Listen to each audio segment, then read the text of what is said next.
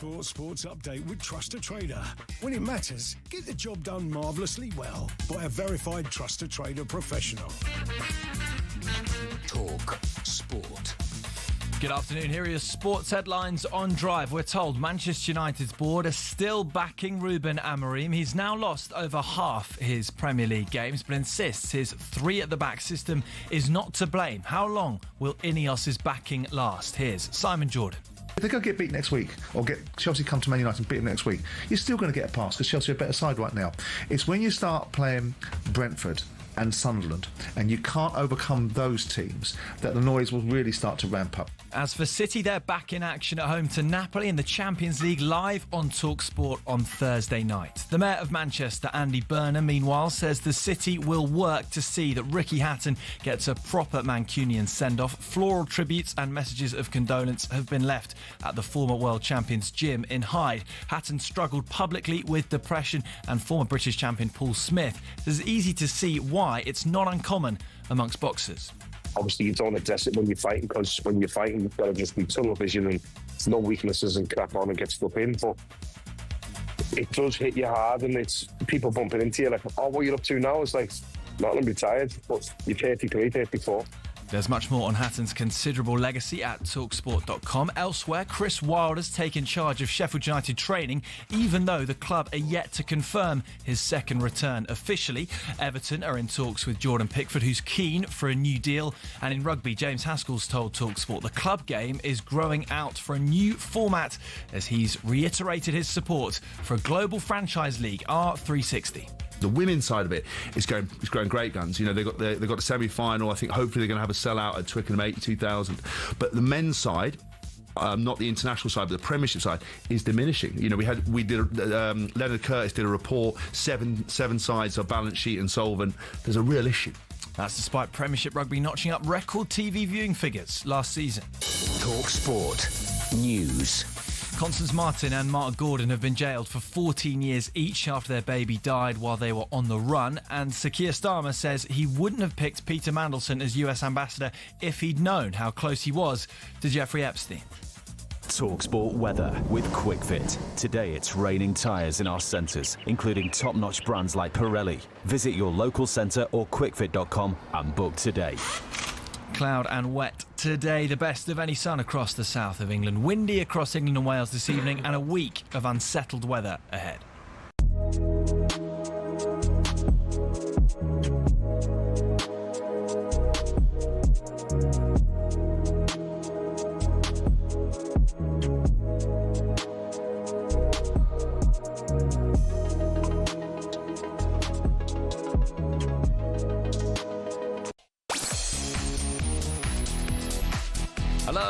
Hello, good afternoon, happy Monday. Welcome to Drive on talkSPORT with me, with perfect hair, Andy Goldstein, alongside me, old Marco. It's Darren here, by the way, it's Darren Bent. It's Darren here, by the way, Darren You Bent. just said that. DB, look at you, nearly ready. Hey, big day for you today. Nearly ready. Big day for you. Big day. Huge day. We'll talk about that in a moment. By Jingo, do we have a show for you today? We'll also discuss yesterday's Manchester derby as Erling Haaland shines in a 3-0 win. Oh, what a dreadful game. And we'll be asking whether diving players should serve a retrospective punishment. Former two-weight champion of the world, Carl Frampton, will be on today's show. And we'll be taking a look at West Ham and their worrying start to the season. Are they on collision course with the Championship under Potter? All that plus Benny brings us his tea time takeaway. And we'll look back on another busy old weekend in the EFL. This is Drive. This is talkSPORT. We'd love for you to get involved today. 03717 223344. We'll have a bit of that. Hello, good afternoon, everyone. Lovely to see you. If you're watching on YouTube, nice to actually see you. Well, you can see me. I can't see you. And if you can see me, you'll probably notice my bouffant, wonderful hair. It's a big day for me today, Darren Bent, as you all know, because finally, Goldstein's Golden Paste, available at DamianBarber.com and Hobbs Salon, is out now. My dream has been realised. I have my own hair product. How amazing is that? Are you happy about that? Genuinely, it's very rare that you can go through life and get stuff done that you think, I'd like to do that one day, because it's a bit of a pipe dream. Yeah. But having your own hair product. I've got the best hair in showbiz, right? There's no doubt about that. You haven't. No, someone's got better hair than me. Just be careful, because I know my lawyers are listening. Cruise. Okay, well, I don't think he has, actually. I think I've got thicker hair than Tom Cruise. Matthew McConaughey. No, he's wiry. He's not thicker. You're wrong again. No, I don't think I am. No, you are. Okay, Bradley Cooper. No, mate, he's all short, Bradley Cooper. No. He's got thick hair, man. No, yeah, trust me. not in this. Not in this. Well, anyway, yeah, the dream's been realised. Finally, I've got my own hair product. It's only 2,000 of them, so they're going quick. But yeah, it was a mad day today, to be fair. I woke up and it was all like little bits of ironing out that had to be done before we went live at 9, and now it's done. And you're a man of the people, so I'm guessing they will be obviously in shops like where the common people go, as in like a Lidl out. That least time. No, it's too good for those. Do they sell product like yeah? Lidl? Of course, yeah. I think Lidl sells stuff, right? They Yeah, must of course, do. yeah, things like that. So people You can get it online. So everyone can get it Everyone can get it, Darren. from where? DamonBarber.com. Bob Sattlers. But no, I'm very excited about it. Wow. Looks I'm good, doesn't it? surprised. Yeah, I mean, listen, your barn, it always looks good. It looks like it's got a bit more volume to it, though. Well, good answer. It does look good. What do you think of the grey in the beard? What do you make of that? Someone Yeah, said good today you got something. grey in your beard, and I was like, yeah. But I think that just shows I'm normal. So what you can do now? Bring out I'm gonna leave it. a hair dye. No, I wouldn't dye my beard. You dye your No, hair, though. I don't dye my hair, Darren. You do. Would you dye your beard? No. Would you not? No, listen, it's a sign of. Have you got any greys? Yeah, not in here. No, here, though, in the beard. Yeah. But no, listen, that's a sign of us getting old. Getting older. I mean, you're a By bit the old. way, before we start You're the older show, than me. Mad Men. You don't like it, do you? I'm up to episode 9 now. It's just nothing's happening slowly. Just tell me, does something big happen? Yeah, it's good. It's brilliant. No, you keep saying yes, it's good. It's I'm brilliant, not but you're not telling answering you. my question. Yeah. Does something big happen? Yeah, it does. Okay, that's all I Is need. that what? Is that Big happen. Is that big up? Something big happen. Is Yeah. there a reason why? Well, one day I go, oh, Yeah, I love it. no, don't comment on whether or not you like it. Is something big going to happen? Because otherwise I'm wasting my time. No, you don't waste your time. It's a great thing. Tell you what, though, hold on one second. Okay. We can't write stuff down. Yeah, but you know. No, you can't write code down. No. We've got lots coming up today's show. Well, I don't know what you're doing over there. Lots coming up today's show. Oh my goodness. Okay. I don't know who that is. Okay. We'll talk about Man United at 5 o'clock. You lot are atrocious, aren't you? Oh, my Do you know what's funny? God. Usually, when Man, Jeez. soon as Man United get beat or there's something happens to Man United, I will be on the phone laughing and joking. with No all Man point. United. Now I don't even do that. Now I just No one bothers. No. That's what Darren Lewis was the worst for that. Yeah. He doesn't even bother now. If you're listening, Darren, that's more of an insult. Yeah. By not texting me. Because it's almost like, happens every week now. Yeah, honestly, usually I would be the first. Oh. Before the game's even finished, I'm messaging every Man United fan that I know. Now I don't even bother. I have to say, Man City were brilliant, Mm. right? And Erling Haaland is just a bit of a genius. We know that anyway. But if ever anyone doubts Pep or Man City or Haaland, they need their heads looking at because they are. All three of those that I've just mentioned are fantastic. They were brilliant. Take nothing away from City. They were brilliant. Do you know what's annoying me? But we were a dog with fleas. Yeah, you're rubbish. You know what is annoying me though? Because obviously a lot of stats been banded around at the weekend talking about Haaland and the amount of goals, Manchester derbies and Premier League goals. He has not passed Drogba yet. Like so a lot Who? of Erling He's Haaland. only been at club 5 minutes. No, but there's a stat going about. Yeah. Drogba scored 88 Premier League goals and Haaland's on I think 89 or 90 something like that. Yeah. Drogba got 104. Right, okay. So people need to, you know what I mean, stop putting out rubbish. I think he's going to beat every record Yeah, I mean, if he stays at City. if he stays at City his whole career, he beats Shearer. I've got no doubts about yeah, that. he probably did it next year. What's Shearer, 260? Yeah. What's Shearer, an 80 what? I think it's a maybe 89, 90. Is he? Yeah, close. Okay, he's getting close to you. Oh, mate, he's How long did it take you to get... Well, you're 100 and what? 6? 160. How long did it take you to get that? A while, but you got to think. No, how long's a while? Well, I don't know because remember I started in the Premier League with Ipswich, but then I spent a good 4 years in the Champ because we I went see. down, Okay. and then the back end of my career, I spent about 4 or 5 years in the Champ. So I had about 9 years in the Prem, maybe Oh, okay. 9 years like that. All right. But yeah, we'll talk Man City from 5. Absolutely. Man United, you mean 5? Man United and Man City. that Yeah. the match? I'll have my proper rant at 5 o'clock. But we're going to start with Liverpool. Oh, by the way, we'll also talk about your side, Arsenal. Hey, look good, didn't we? Have I said you're my favourites for the title? Yeah, but part of me thinks you're just saying. No. Because we're going to talk about Liverpool now. They did keep up their 100% start to the season with a very late win against Burnley yesterday. And one of the big talking points of the game was Arne's slot when he took off Kirkes after he was booked for simulation. Great question we're going to start the show with. Should there be retrospective punishment for diving? Salah fires it top right corner, and Liverpool will steal the points in injury time at Turf Moor. And in the end, it comes via the penalty spot, but it comes from the most reliable of sources, Mo Salah. In injury time, Burnley 0, Liverpool 1. He made a sensible decision when he hooked Milos Kerkez after just 37 minutes. But one of the reasons that the crowd, Kosi, were on his back was that appalling, outrageous dive. If you're going to be brutally honest, he hasn't got going at all. No, he hasn't. And to take it a step further, you could probably say he's been a disappointment. Yeah, Liverpool, they returned to the top of the Premier League with a 1-0 win, or a late win as well, against Burnley yesterday. But in the first half, Milos Kerkez was taken off by Arne Slot after picking up a booking for diving in the Burnley penalty area. The Liverpool gaffer spoke to talkSPORT after the game and explained his decision. Because he got a yellow, and then afterwards he played the ball, so no foul at all, but the referee decided to give a foul. This can happen in football, so that happens sometimes more often, that when it isn't a foul, it's a foul. So, but the way the fans reacted to that foul, the way their players reacted, I could just smell and feel that every time only a little bit happened, without sometimes not happening anything, like in this incident. They were just trying to get a yellow for him. And the only way we could lose this game was going down to 10 men. We could have drawn him with 11 v 11, but we couldn't have lost it with 11 v 11 because they simply never came to our 18-yard box. We'll talk about the dive in just a moment, but just quickly, it's very rare we see a play taken off in the first half for anything other than an injury. Is that good management, do you think, from Slot? Yeah, I do. I 100% agree with what he's talking about, because I've played in games before, and this is before VAR, where the crowd can influence the decision because they're on the referee's case every single time. First of all, the dive, so they're out for baying for blood anyway, and then every single challenge he makes, where he mistimes it, the crowd are going to be on it, the players on the referee's here, how many times are going to let him get away with it? So I think it was the smart thing to do, to take him off, because you don't want to run that risk. You don't need to run that risk, and it's brutal. It's brutal management. But do you know what's funny is about Arne Slot is that I remember him setting. He set out his stall the very first game he got here to England, because I remember doing the Ipswich Town game versus Liverpool, and Kwanzaa first half was having an absolute torrent. Like Delap was running him, Ipswich kept getting in down that side, he had opportunities, and the first thing he did at half time was get him off, dragged him off, get off, and put Konate on. So he's not scared to make that type of decision.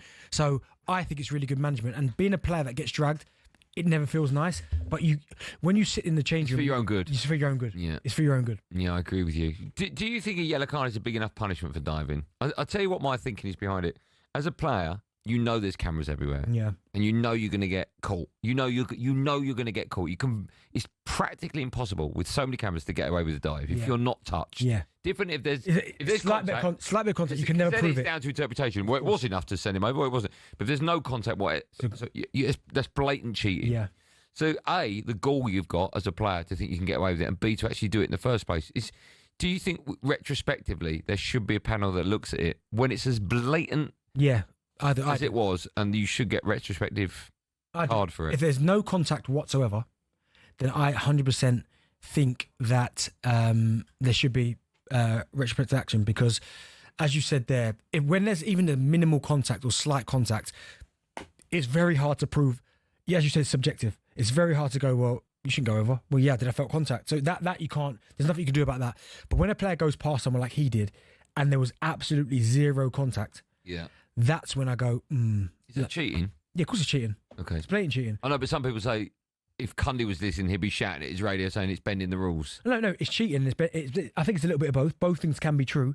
But this is the thing. Because if Harry Kane does it in a final and we win the World Cup, no one says anything. Everyone buzzes about it. Yeah, and rightly so. Right, but when it happens we're all against hypocrites. you, but when it goes against you, people lose their minds, and rightly so. So I think, there needs to be some kind of punishment, because that there is cheating. It's not like the one. What game was it? Was it the Bournemouth game? Yeah. Where the foul, I think was it Evan Nilsson maybe? When are you talking about? Where they got the weekend? Yeah, they got the penalty. Yeah. And even that I was a bit like, I'm not quite sure, but there was contact. There was slight contact. So the moment there's that, it's unfortunate you can't turn it over. I think there's so many people who've got so many problems with VAR, right? Because so much of it is subjective. Yeah. If we've got video replays for factual yes or no's, black or whites, we have to take full advantage of it. And that's why I think retrospective punishment is a good thing. Yeah, I agree. I can't see anyone disagreeing with that, can you? No. Because it has to be. When you blatantly dive like that and cheat. Yeah. That's... Okay. So we'll take calls on that, 03717 2233. A quick word about Liverpool as well. We'll take calls from Liverpool fans. If you're a Liverpool fan, maybe not would you be worried, because it's been a pretty flawless start.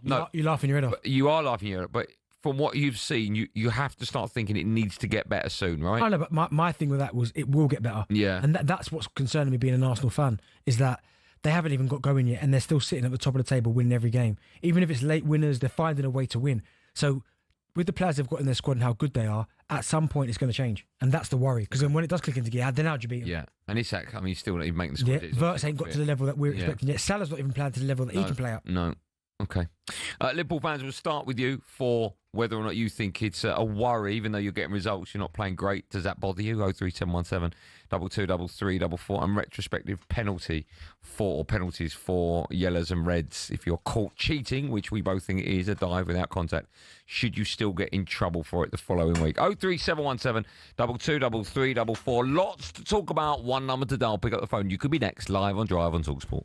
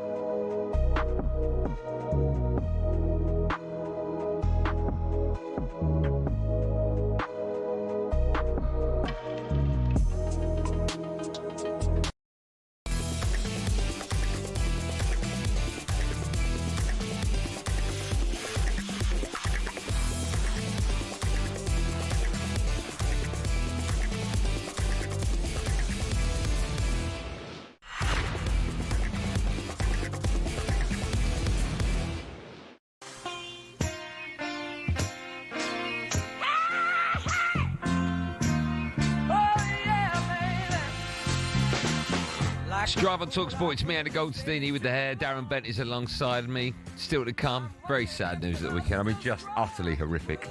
So we're going to be joined by Carl Frampton to pay tribute to the career of British boxing legend Ricky Hatton. I mean, when I heard that news, where was that? It was Sunday. It was yesterday, wasn't it? When I heard the news, I just couldn't believe it. It's one of those things where you just think, like, there's no way that can be right. And then all of a sudden your phone goes a little bit nuts. And I'll say this a bit later on. We'll talk about it in more detail. But you know what I found?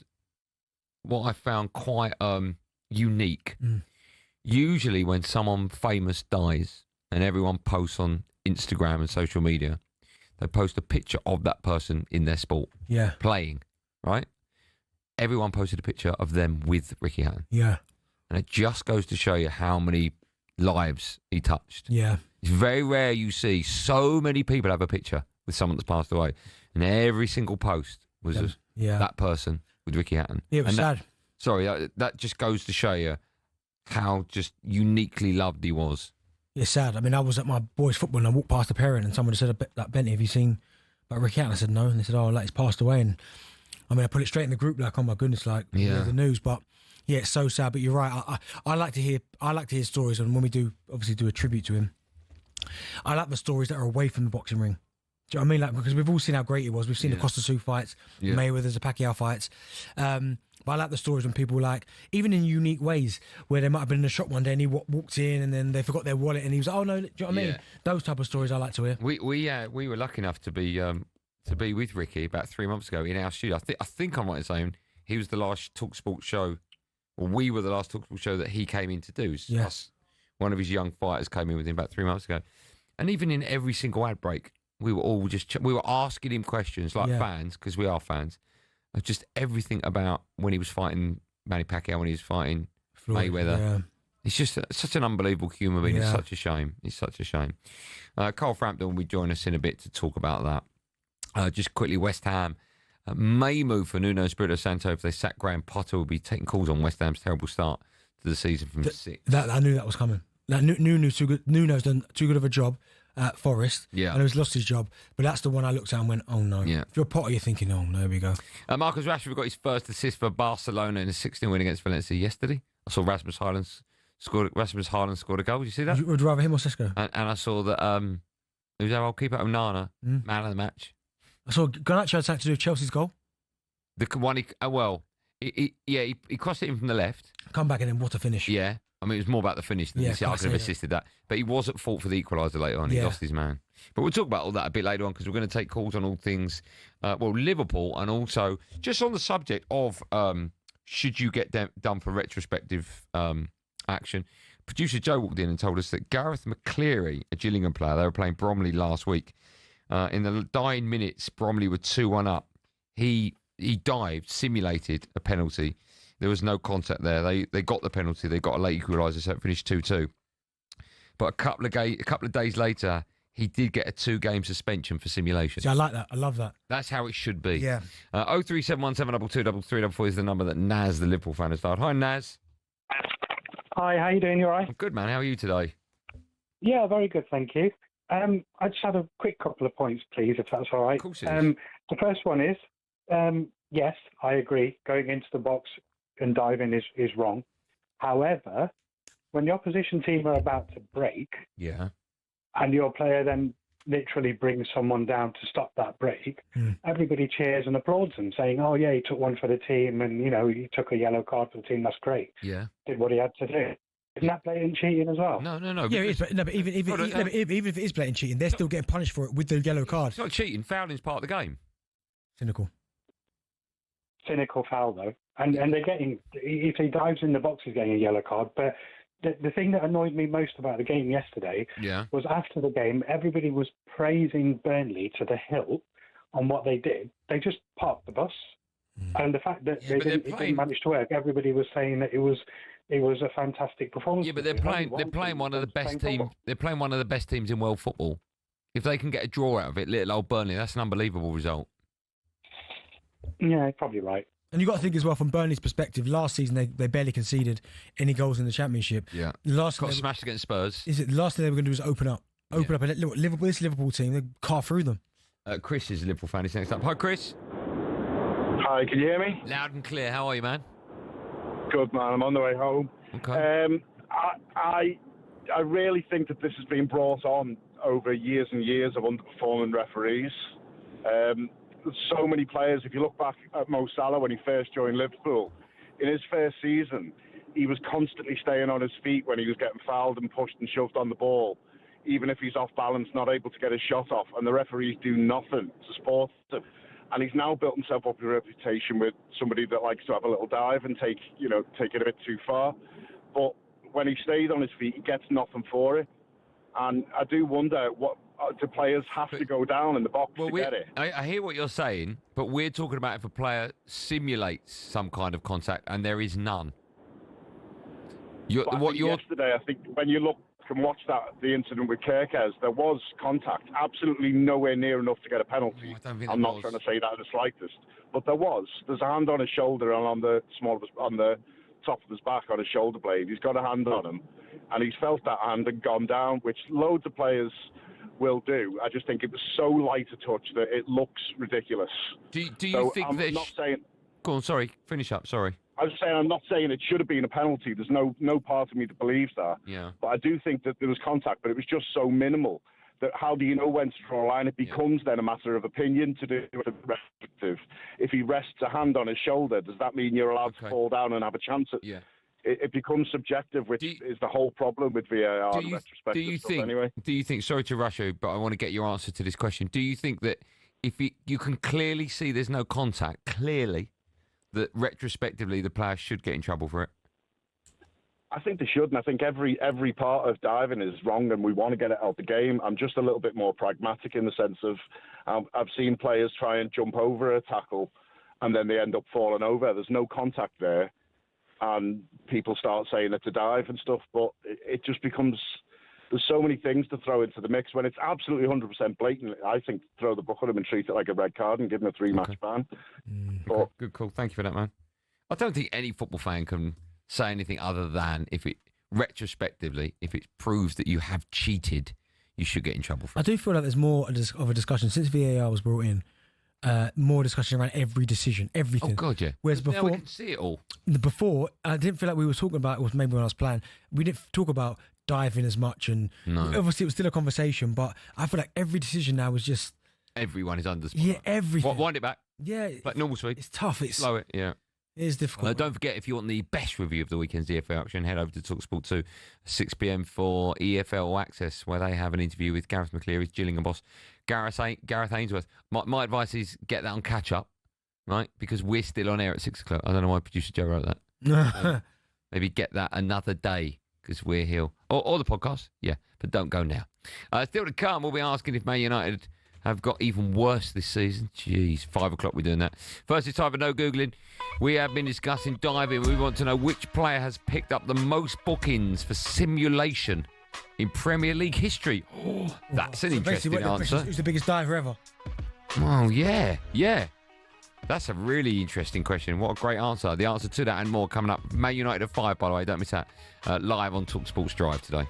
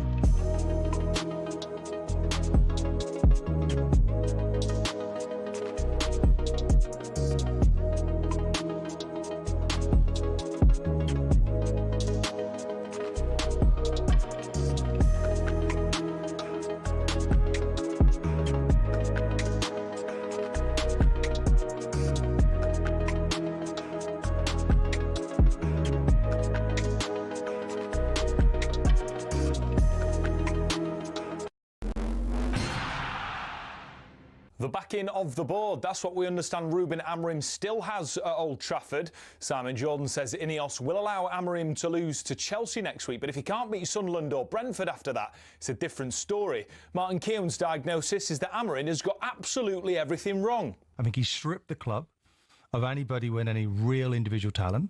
So Garnacho, Anthony, Sancho, all been allowed to leave. Rashford as well has that individual ability. OK, we know it's lacking in his performances. And the team system, they don't look like they're believing in it. Man City, meanwhile, are back in action at home to Napoli in the Champions League, live on talkSPORT on Thursday night. To a legend of Manchester now, floral and written tributes are being laid outside the great Ricky Hatton's gym in Hyde.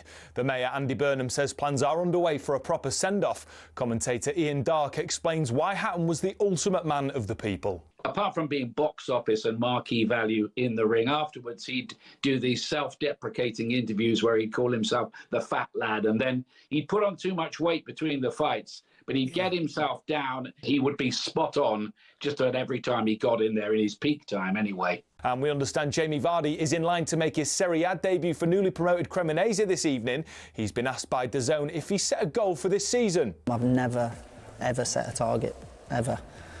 You just go onto that pitch every single week wanting to score. The main thing is the club and the team and picking up points.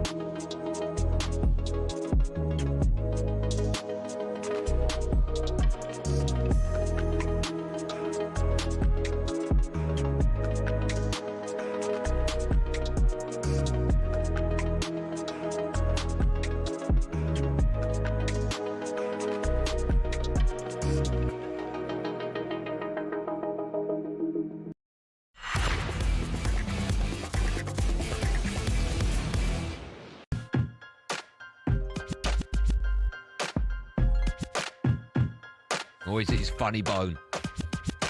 Why are you eating funny? What's the matter? What are you doing? What are you looking for? Sure. Can I have it overheads, please? Then. You're getting peeved off with headphones. Oh, mate. For the break, I asked the question, which player has picked up the most bookings for simulation in Premier League history? Have you got a pen? I'll give you a stupid clue. Oh, yeah. Right. First name is what everyone has got on the top of their house. Chimney. Roof. Yeah, but just you need a letter before the word roof. Everyone's got a roof. Right, that's his first name. Right, and the last name. A roof. Right, and the last name is a really small creature that goes slowly, that's got a shell on its back. Snail or slug? Snail. First one. So what have you got? A roof snail. Yeah. Sorry, the snail was his last name? Yeah. A roof snail. A roof snail. Go up in the middle of the first word. A roof? Say it quickly. A roof. That's it. A roof snail. Yeah, Arif Snail. Arif Snail. Oh. Gareth Bale. Yes, my friend. Well done. Still to come, we discussed yesterday's Manchester derby. Now, later in the show, Bent is going to be bringing us his EFL corner after another weekend, a big weekend as well, in the Championship. The big story was Sheffield United sacking Ruben Sellés following their 5-0 defeat to Ipswich on Friday. I mean, if you lose to Ipswich, you deserve to be sacked. No, just cheeky. Well, they've got a replacement. It's a very familiar name. It's so embarrassing. Chris Wilder has officially returned to the club for a third spelling charge after leaving the club just 3 months ago. Hold on, I'm going to cough. Basket case. Let's get more on this as talkSPORT's chief football correspondent Alex Crook joins us. Crookie, good afternoon. Good afternoon. Can I say first and foremost, Andy, that hair is looking mightily impressive today. Well, there is a pot of Goldstein's Golden Paste coming your way with your name on it, all right? I look forward to it. I'll tell you someone who doesn't need any Goldstein Golden Paste is Chris Wilder. I've just clicked on the Sheffield United website to get this official announcement. He looks terrific. He's only been away 3 months. He looks like he's got younger by a couple of years. But yeah, welcome back, Chris, says the announcement. Chris Wilder has returned, as you say, to Bramall Lane. He signed the contract until the summer of 2027. It's his third spell in charge. And it's only 3 months since he was sacked after losing that Championship player final, replaced by Ruben Selles, who had an absolute disaster. And I guess, and I get where you're coming from with the basket case comment, you have to give the Sheffield United hierarchy a little bit of credit. No. They've realised the error of their ways and they've gone back. No credit till it's the third time. Third time they've gone back. I mean, if it was a relationship between a couple, like, you know, you would just go, look, it's not going to work. Just don't go back to each other. But this is the most ridiculous scenario. Imagine having to make that phone call. Hello, yeah, Chris, hello, mate. He probably knew it was coming. I just think, I mean, surely now, whatever happens, he's unsackable. Because it would just be the most embarrassing thing ever to happen to a club, wouldn't it? Well, I'd love to have seen the swagger that Chris Wilder had when he walked back into the training ground. He did take training this morning, as we told you yesterday on talkSPORT. He would. I look forward to his first press conference because he's never one to mince his words, Chris Wilder. So I'd imagine he would probably say publicly, well, the board made a mistake. They've owned up to that and we're ready to go again. But I've got to say, it's a very different squad that he's inheriting because obviously a new manager has come in. Certain players have been moved on. They made a lot of signings late in the transfer window. So I'm fascinated to see if Chris Wilder can work his magic. I think what we can all agree on is that the Sheffield United squad is much better than their form suggests. 6 defeats out of 6 in all competitions. Hammered, as you say, 5-0 by an Ipswich team who haven't themselves started the season going great guns on Friday night. I think the writing was always on the wall for Ruben Selles. And in the Championship, Steve Cooper did it, didn't he, at Forest? Came in when they were in relegation danger, took them up the table, got them promoted. There's still 41 games left. I wouldn't rule out Sheffield United, even after such a nightmare start, under Chris Wilder, being right up there at least for a playoff place again come the end of the season. I agree. Do you know what, Crookie? For me, it was a weird decision anyway. I mean, they had -2 points last season. It gets to 90 points. The two teams that finish above them got to 100. So, I mean, you can't blame him for that. They get beat in a playoff final. Surely it was obvious he's the right man to lead the charge again this season. They've still got some of their best players. They've still got Gustavo Hamer, who was the best player in the division last season. Do you know what I mean? They've got Tyrese Campbell. They've got good players, Callum O'Hare. I just think the board have gone... I almost feel like the board have been kind of sucked in because you listen to Ruben Selles speak. He speaks really well. He's got that kind of that Spanish lingo. It's almost like the way he's going to play football. And maybe they just thought it was time for a change of direction. But I think sometimes you've got to just stick to the fundamentals. And for me, Chris Wilder and Sheffield United is a match made in heaven. Absolutely. I think probably alongside Dave Bassett and Neil Warnock, he'll go down as one of Sheffield United's 3 best ever managers, led them into the Premier League, kept them in the Premier League, was very close to taking them back there last season. And I think you're right. They were just overcomplicating the situation. I kid you not, I was told before a ball was kicked at Wembley by a very reliable source that even if Sheffield United won that playoff final, there was every chance the board would change the manager. So, I mean, that is absolutely incredible to think that Chris Wilder could have taken Sheffield United into the Premier League and still not kept his job. But as I say, the board have realised the error of their ways. From Wilder's perspective, I think he believes that he can go back there, galvanise the fans who were never really on board with Ruben Selles, get the players back on side. And I think there would have been some pushback even from within the dressing room when they decided to replace Wilder at the end of last season. Obviously, he wants to put more wins on the board. He also wants to keep developing young players, which I think is part of the remit that was given to Ruben Selles. So, as I say, I'm intrigued to see how this works out. I remember Harry Redknapp going back to Portsmouth from Southampton, and he wasn't necessarily welcome with open arms after making that move. He won the FA Cup. But I don't recall too many managers going back for a third spell at one particular football club. Maybe John Coleman did it. Did he, Acton Stanley? Who are they? Cookie, let me ask you. It's not the great... Yeah, that's obviously Darren Ferguson at Peterborough. He must have gone back at least 6 times in. It's not the greatest line with Cookie, is it? Crookie. Oh, I don't know what's happening there. No, he's gone. What I was going to ask Crookie was, I wonder how long, I don't know if you know the answer, how long he had of his original contract, Chris Wilder, that he was sacked from, that they obviously had to pay up. And now he's gone back in with a new contract. Like, has he got a lump sum in these 3 months from the end of the last one to the beginning of the new one? No, I'm guessing I reckon they would just start fresh, no? Well, yeah, that's what I mean. What, as in he wouldn't have got that payout? He must have got the if payout. he got sacked, he would have got the payout. Yeah. But then they've had to give him a new contract. So he's got the payout and a new contract. That's what I'm saying. No, but they would have factored in, surely. I think they would have done 3 months, but his contract would be high, wouldn't it? Like, they would have factored in the lump sum, but... Oh, he's back now. Crookie, you there? He's such a slow line. Crookie? I am, yeah. I don't know what happened there. Okay. Yeah, I was just asking Benty there, if I don't know if you know the answer to this. When he was sacked, was he paid up for the rest of his contract? And then he's got that money still, and now he's just gone back to the club and he's got a new deal. So effectively, he's got double bubble. Oh. Well, I think he was still being paid by Sheffield United, so effectively he was on gardening leave. But he has signed a new contract. I think his old deal was until 2028. This new deal is until 2027. But from what I understand, he's basically gone back on the same salary. Okay. Quickly, we're going to let you go because the time difference that's involved from when I finish asking a question to you answering it is about the length of time we're left on air. It's about 2 hours, 15 minutes, that gap. So we'll let you go. That was a convoluted answer. But we will speak to you again soon. Thanks for coming on, pal. We won't wait for you to goodbye because that could be at 7. But look, Joe, it's the right appointment. I mean, I never agreed with him sacking him anyway. And listen, Ruben Sellers did okay at Hull, kind of. Did all right at Reading as well, to be fair to him. But Chris Wilder, I mean, I don't see how you sack someone when you get to a playoff final, you get to 90 points. Like, the 2 teams that finished above them last season, 100 points is nuts. It's just insane. It's insane they would do that. It's insane that Cookie said he heard from a really good source at Wembley that irrelevant of the result he was getting anyway.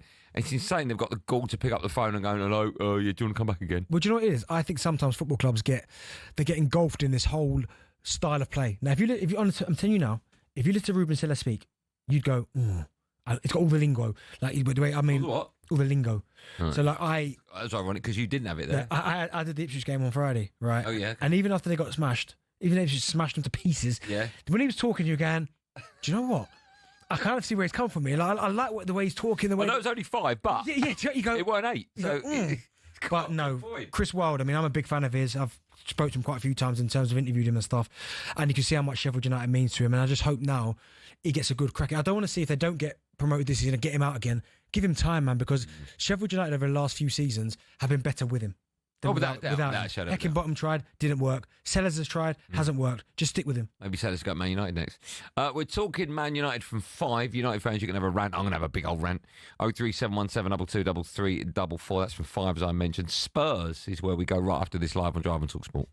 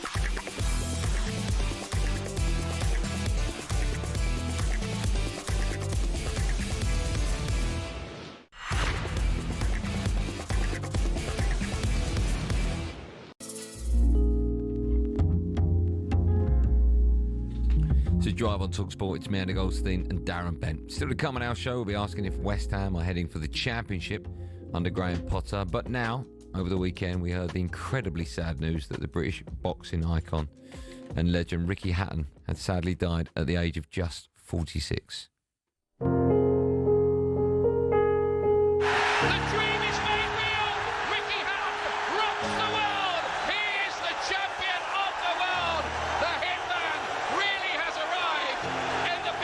I've always wanted to be entertainment, put a show on for my fans. Ricky Hatton will probably go down as one of this country's greatest ever world champions. He inspired a lot of youngsters, and certainly boxing in Manchester came alive because of him. Sometimes when boxers do hit the high notes and become world champions and make millions, they kind of separate themselves from the working class, and Ricky never did that. Outside of boxing, he was a beautiful human being. I went on my very first stag do with him at 17 years old, went all the way through school with him. We all knew what his potential was, where he was going to get to in his life. No one in the family had ever really done boxing, it was all, football family, so they were shocked when I actually took up the boxing. A few times down at the FA Cup final, down at Wembley, and he was just in and amongst the fans with all of us. He was kind of loved and adored by both sides of the city, if you like. He had time for everybody that he met. Not only did I meet him in 2007 when I went out to Vegas, after the fight, and we went to play blackjack, and he rocked up and he just sat beside us, battered and bruised, and we all started a rendition of There's Only One Ricky Hatton.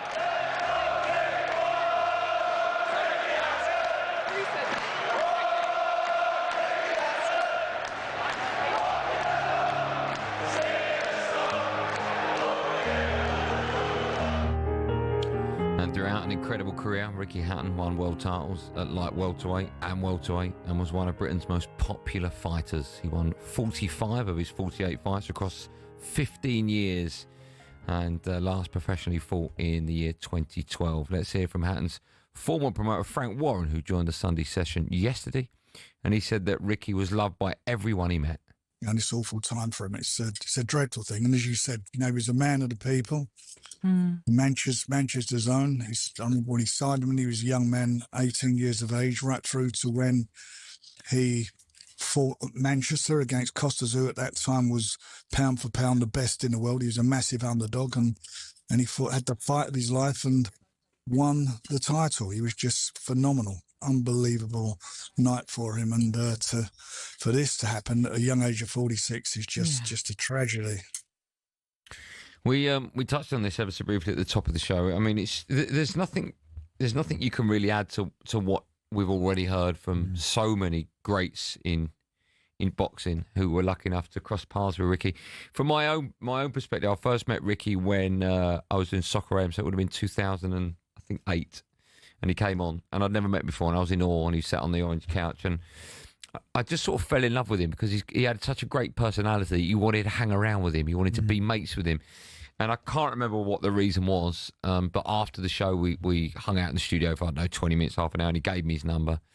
And we chatted ever so briefly on text over the next week or two, and that was sort of it. And then whenever our paths crossed, he always remembered that chat, and then we became... I wouldn't say mates because I was never like a phone mate with him or a text mate, but we became good acquaintances. And whenever our paths crossed, we always had a little chat. And then, as I say, the last time that we spoke to him was when he came in the studio. We were lucky enough to have him in the studio about 3 months ago, and he was just a lovable human being. And I was listening to all the great comments from listeners and sports people that knew him over the weekend. And the one thing I felt with Ricky Hatton is he had something that all great British sports people, great British sports people have, that you can't bottle, you can't explain, but they have. And I'll put there's other people I'll put in this category: Jimmy White and Ronnie O'Sullivan from the world of snooker, John McEnroe from the world of tennis, Gaza, and these are just sports people that excel. But there are other people in their sport that excel, but they've just got that little bit of something extra that makes you love them and makes people want to travel to the other side of the world to watch them and be in their company. And no matter how great a sports person you are, unless you've got that little bit of X factor, that little bit of, I don't know what it is, that gold dust, that magic, it's very rare that you see that in a sports person. And Ricky had that in absolute bundles. And it's just such a sad way, when anyone passes away, it's really sad. But to do it when you're to lose someone who's such a great legend of the sport at 46 is just horrific. It really is very sad. No, I mean, you are talking about a legend of British boxing, world boxing. I only met him for the first time when he came in the studio with us. Yeah, I mean, I'd seen his fights a fair few times, but met him and had a conversation with him and thought, what a nice guy. Because, you know, sometimes you meet people that are on a certain level and you go, no, I don't quite like you. But he is... was a real gentleman when he came in here as well. I had time for everybody because I remember some of the people in the gallery coming out and having pictures with him. And the one thing that I always found fascinating about Ricky as well was when he used to travel to the likes of Las Vegas, when he fought Floyd Mayweather, or when he fought Floyd Mayweather and he fought Manny Pacquiao and Paulie Malignaggi in Vegas. The amount of people that used to follow him all over there, you just touched on it there.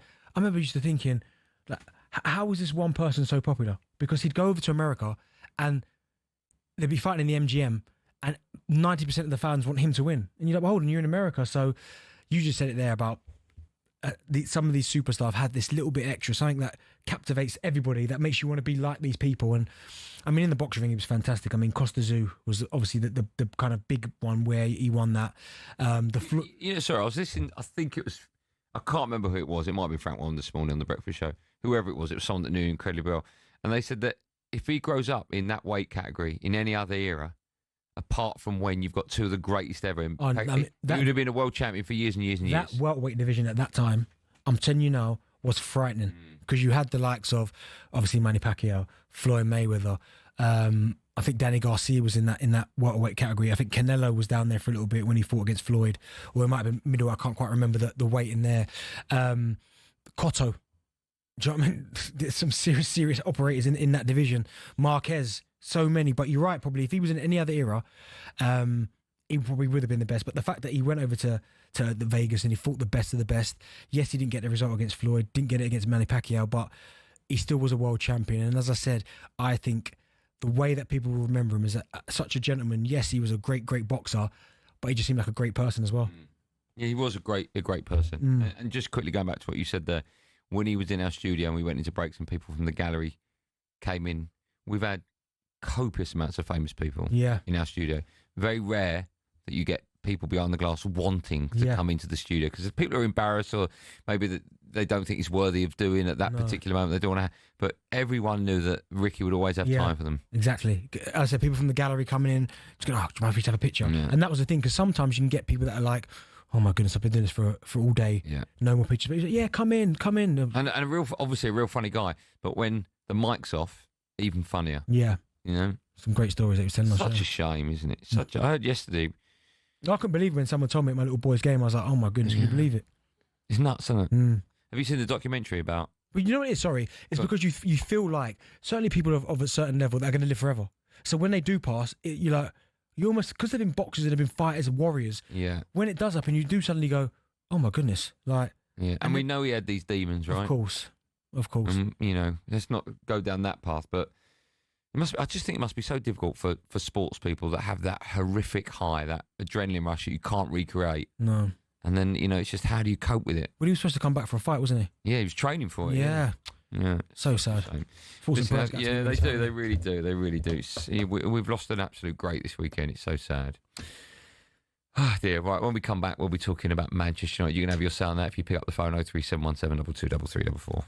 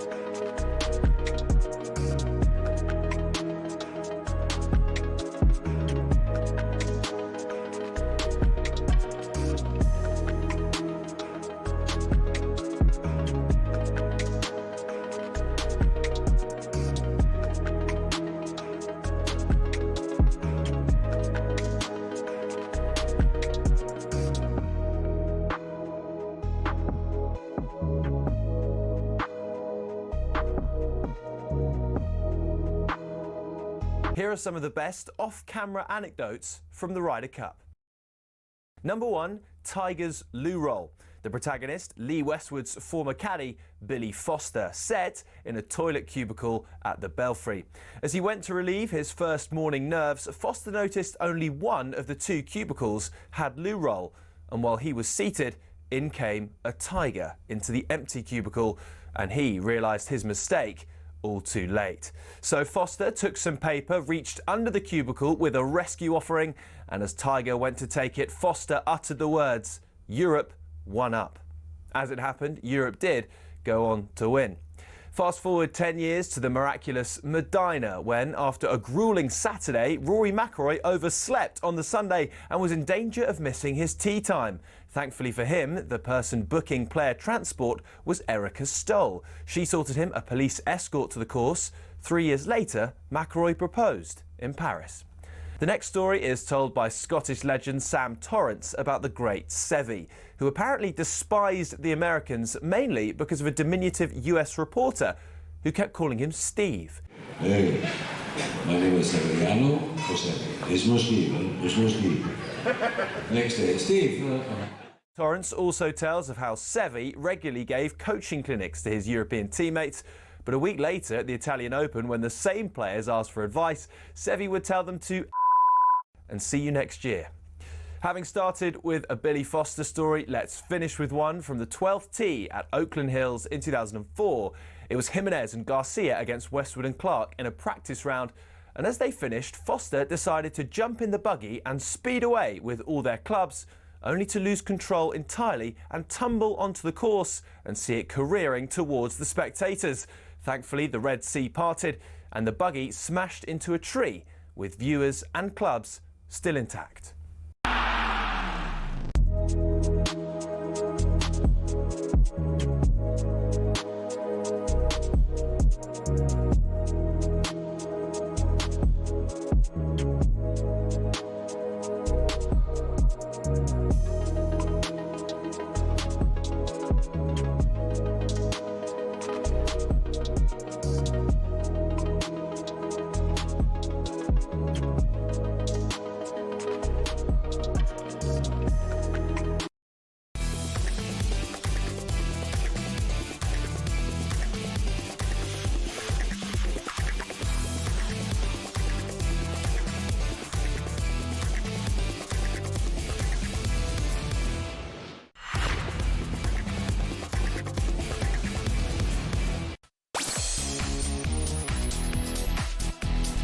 Welcome back to our number 2 drive on talkSPORT. It's me, Andy Goldstein. Darren's here, everyone. I'd like to work in Foot Locker.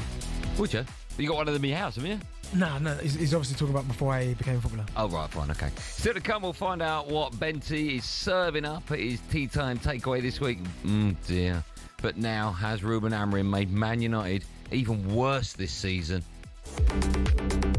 Oh, my goodness. Haaland's in again. He's raced in behind Harry Maguire and he's slotted it beyond outside into the far corner, and this is turning into a derby day demolition for Ruben Amorim. This system just doesn't work for Man United. I think we're all in agreement there, right? Amorim's got to go, in my opinion. The system doesn't work. It may have worked in Portugal, doesn't work here. The good days will be coming when that bloke gets sacked. This is diabolical from Man United. Dear, Man United's 3-0 defeat in the Manchester derby yesterday means they have made their worst start to a Premier League season since 92-93. They've just 4 points from their first 4 games, with the only win coming at home to Burnley. And across Ruben Amorim's 31 league games in charge so far, he's won just 8, drawn 7 and lost 16. He spoke to talkSPORT's Alex Crook after yesterday's game. Crookie put the all-important question to him about 3 at the back. You've obviously played the same system since you came in. If results don't improve, would you consider changing that system? The system is not the problem. And you are here, and you saw Manchester United playing with the different systems. Most of them 4-3-3, and was more or less the same result. So again, I will try to do my best in the way I see the game.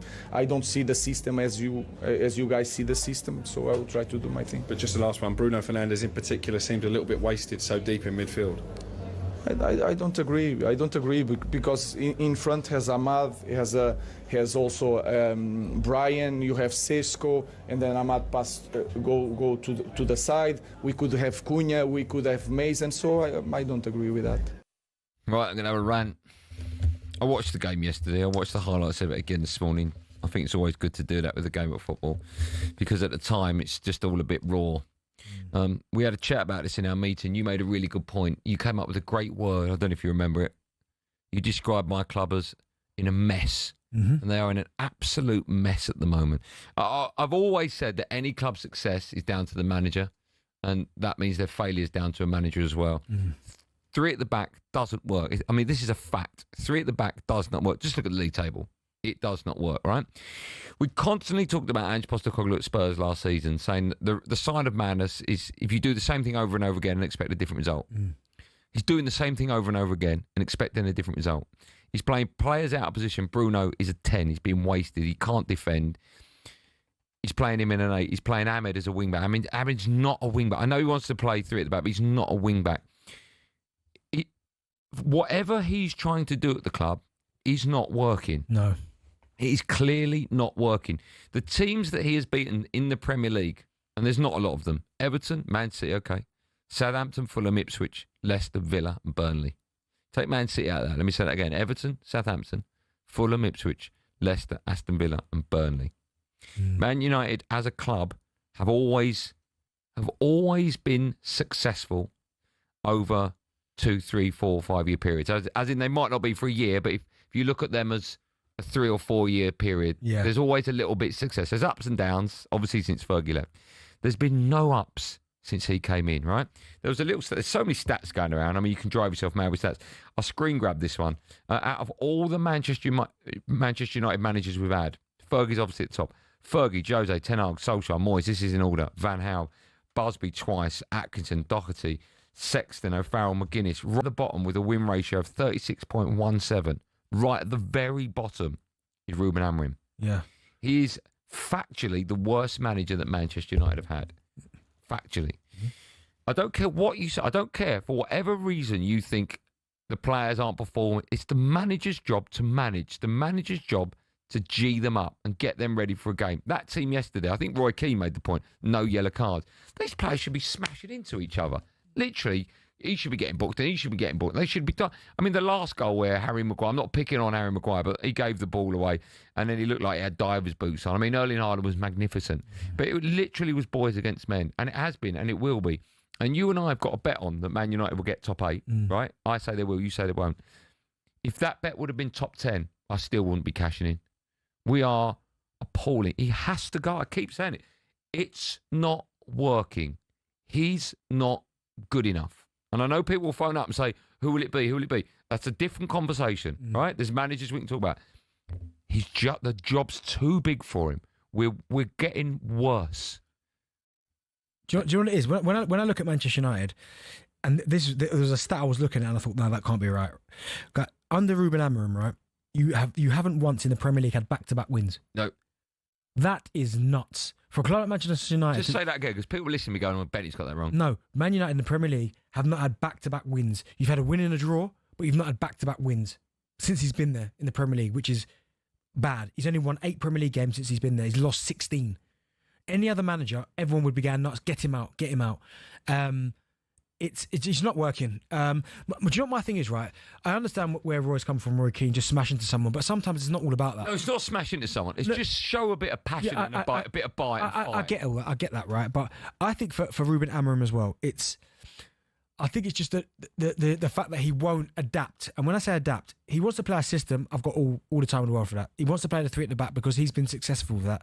I've got no issues with that. But I think at times you have to. We've seen some of the best managers in the world adapt game by game. You can't. I just don't think you can go into it. Certainly modern day football. You can't go into it with the same philosophy and go, right, I don't care who we're playing. This is how we're playing. We're going to get a result. Because I remember the great Man United teams or the great Arsenal teams, Chelsea's. If they were playing certain games, their managers, Jose, Fergie, Wenger, they would adapt. Even though they would still feel that they could beat the better team, they would still go, do you know what? Let's give them the respect they deserve and we'll tweak one or two issues with the system just to kind of give us a better opportunity.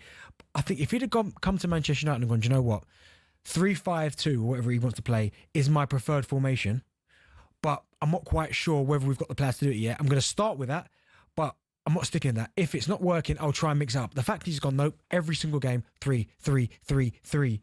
I think he's almost creating a problem for himself. Do you think he wants to get sacked? I don't think anyone wants to get sacked, but his body language says to me, not that he's given up, but that he just, maybe he's thought getting to Manchester United, and I know that he didn't want to get to United. I know he didn't want to get to United until the end of the season. He wanted to finish it with sport, and he was almost thrown into it. Take it now, you never get it. And I think if a job like United comes up, it's very hard to turn it down. So I wouldn't say he wants to get sacked, but his body language tells me that he's almost out of ideas. Like he's like, I don't know how to fix this, because he's tried, he's brought in some good players in the transfer window, but again, he's doing what some managers always seem to do. I understand how good Bruno Fernandes is. He's not a holder. He's a number 10. And if that means you have to leave one of the new signings out until people get accustomed to the system, then that's what you have to do. That wasn't our priority at number 10. He bought 2 of them.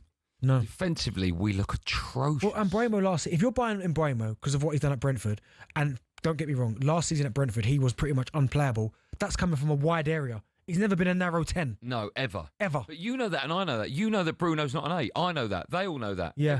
Everyone listening, unless Ruben Amorim's listening, everyone knows he's not an 8. No. Apart from one person. He's a 10. I'll tell you another thing. See, so the problem is when I start talking about Man United, I start off calm and then it all comes back to me about the problems. Another thing that drove me insane, right? So we paid over £40 million for Onana. Yeah. Okay. In the last couple of weeks, we've established we don't want him. We don't want him. Get rid of him. Yeah. And in that time, in the get rid of him phase, we thought, oh, we haven't got a goalkeeper now, so we need to get one in. Mm. And he was on the bench, right? Yeah. Man City spent 25 million on Trafford, something like that, right? Got Donnarumma in, straight in, right? What performance? Not only was he great, but we were sort of linked to Donnarumma. We were linked to Emi Martinez. What a game he had at the weekend. And no disrespect, but we've got this young kid with way too much. If ever you want to go to a club and don't want to put yourself in the spotlight and put more pressure on you, it's Man United. Don't sign for Man United if you're a young kid, because it's going to ruin you. Well, do you know what? And I said that's why I said to you about the club's a mess, right? I always think about stable environments, right?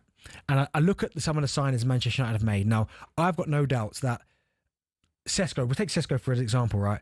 That he's a good striker. But at the minute, he's gone to a club that's a mess, and his performances look like they're a mess. If he'd have come to Arsenal, which is a stable environment, I've got no doubts he would have scored goals already. Look at Gyökeres. Like his form, I mean, you look at 3 goals already, you go, bloody hell. But I still think he's looking to get that match sharpness, but he's scoring goals, it helps. Even Mosquera, young player, good player, really good. Saliba goes down, but no pressure on these kids. No pressure. Because the environment's stable, it's got a good team around him with a good coach. They all know what they're doing. The fundamentals are there. He stepped in, and listen, I'm a big Saliba fan, but Arsenal look just as capable without Saliba as they do with him. So I'm happy with what's going on. But all the new signings at the minute just look like they're a little bit all over the place for Manchester United. See, everything at your club, right, and it pains me to say it, looks like it's all in place now, right? Yeah. At my club, everything's rotten. Glazer's rotten. Ratcliffe, wrong for the club, rotten, right? Yeah. Manager, rotten. Whoever's in charge of bringing players in, getting everything wrong. And Mbeumo and Cunha, they look great, but we didn't need 2 10s, and they play wide, right? Yeah. Everything about Manchester United, there's not all the boxes you've got as a club. Yeah. Man City have got as a club. Liverpool have got all those boxes that are ticked. There's not one light I can turn on at my club to match those boxes. There's not one. Do you know what you should? There's not one. You phone up now with a positive. 03717 22 There's not one positive about that club. Find me one. Oh, I can't listen. Find me one. We need a goalkeeper, right? I think one of the most important parts of any team. Do you know what it is? You've got a World Cup winner over there wants to come to your club, and you've got a Champions League winner, and who's out of work. Who's out of work? Yeah, surplus of requirements over there. But that's where City were ruthless and I really feel for him, James Trafford, right? Yeah. But I just think in certain scenarios, and this is why we all love football, right? Is that you've got James Trafford, who I'm a big fan of, is a good goalkeeper. He could be England goalkeeper in the future, right? But then when a goalkeeper in football, situations will arise that no one's expecting, but you have to act quickly. And the moment Donnarumma was made available, Man City went, sorry, James Trafford, we love you, but we need to get him. Yeah. Even though people have questioned his feet, I thought Man City yesterday made it better for him, made it more comfortable for him. Pep and City went, we can't allow no one else to get him. We have to have him. And they went and got him. Yeah. And look at his performance yesterday. Why thrown straight in, because you said you hate that when clubs sign players and don't start them. Donnarumma bang straight in. One of the best goalkeepers in the world. Yeah. Probably the best shot stopper. Oh, he's the best shot stopper in the world. Right? And Emi Martinez, it's disgusting. Whoever's responsible for not getting that deal over the line, they need to be fired. Yeah. If you can find any kind of shining light, or just any light, not a shining one, just any light at Manchester United, throw me up. Has the roof been fixed yet? Probably not. And you know who we got next? Chelsea. You know who scores the winner there, don't you? Garnacho. No, Palmer. So he's finished at the weekend. Caicedo's, by the way. I mean, how you hit a ball like that, I do not know. Oh, my goodness gracious me. In fact, do you know what? How you hit a ball like that, I do not know. In fact, talking of... Okay, I'm going to... But Mbuemo's shot, right? That, Donnarumma saved. Okay. I thought he should have saved it. If it goes in, you'd question him. Yeah. But to hit a ball like that, Mbuemo hits it on the volley on the turn, I mean, that's a great effort. Sorry, Joe, I know we've got to go to the break. Sorry. Yeah. Just quickly. Do you know what's funny about it, though, is that, there's some goalkeepers, though, where Mbuemo's shot and you go, should the keeper have done better? Probably. With Donnarumma, there's never any of that. No. It just keeps it out. So you don't ask the question.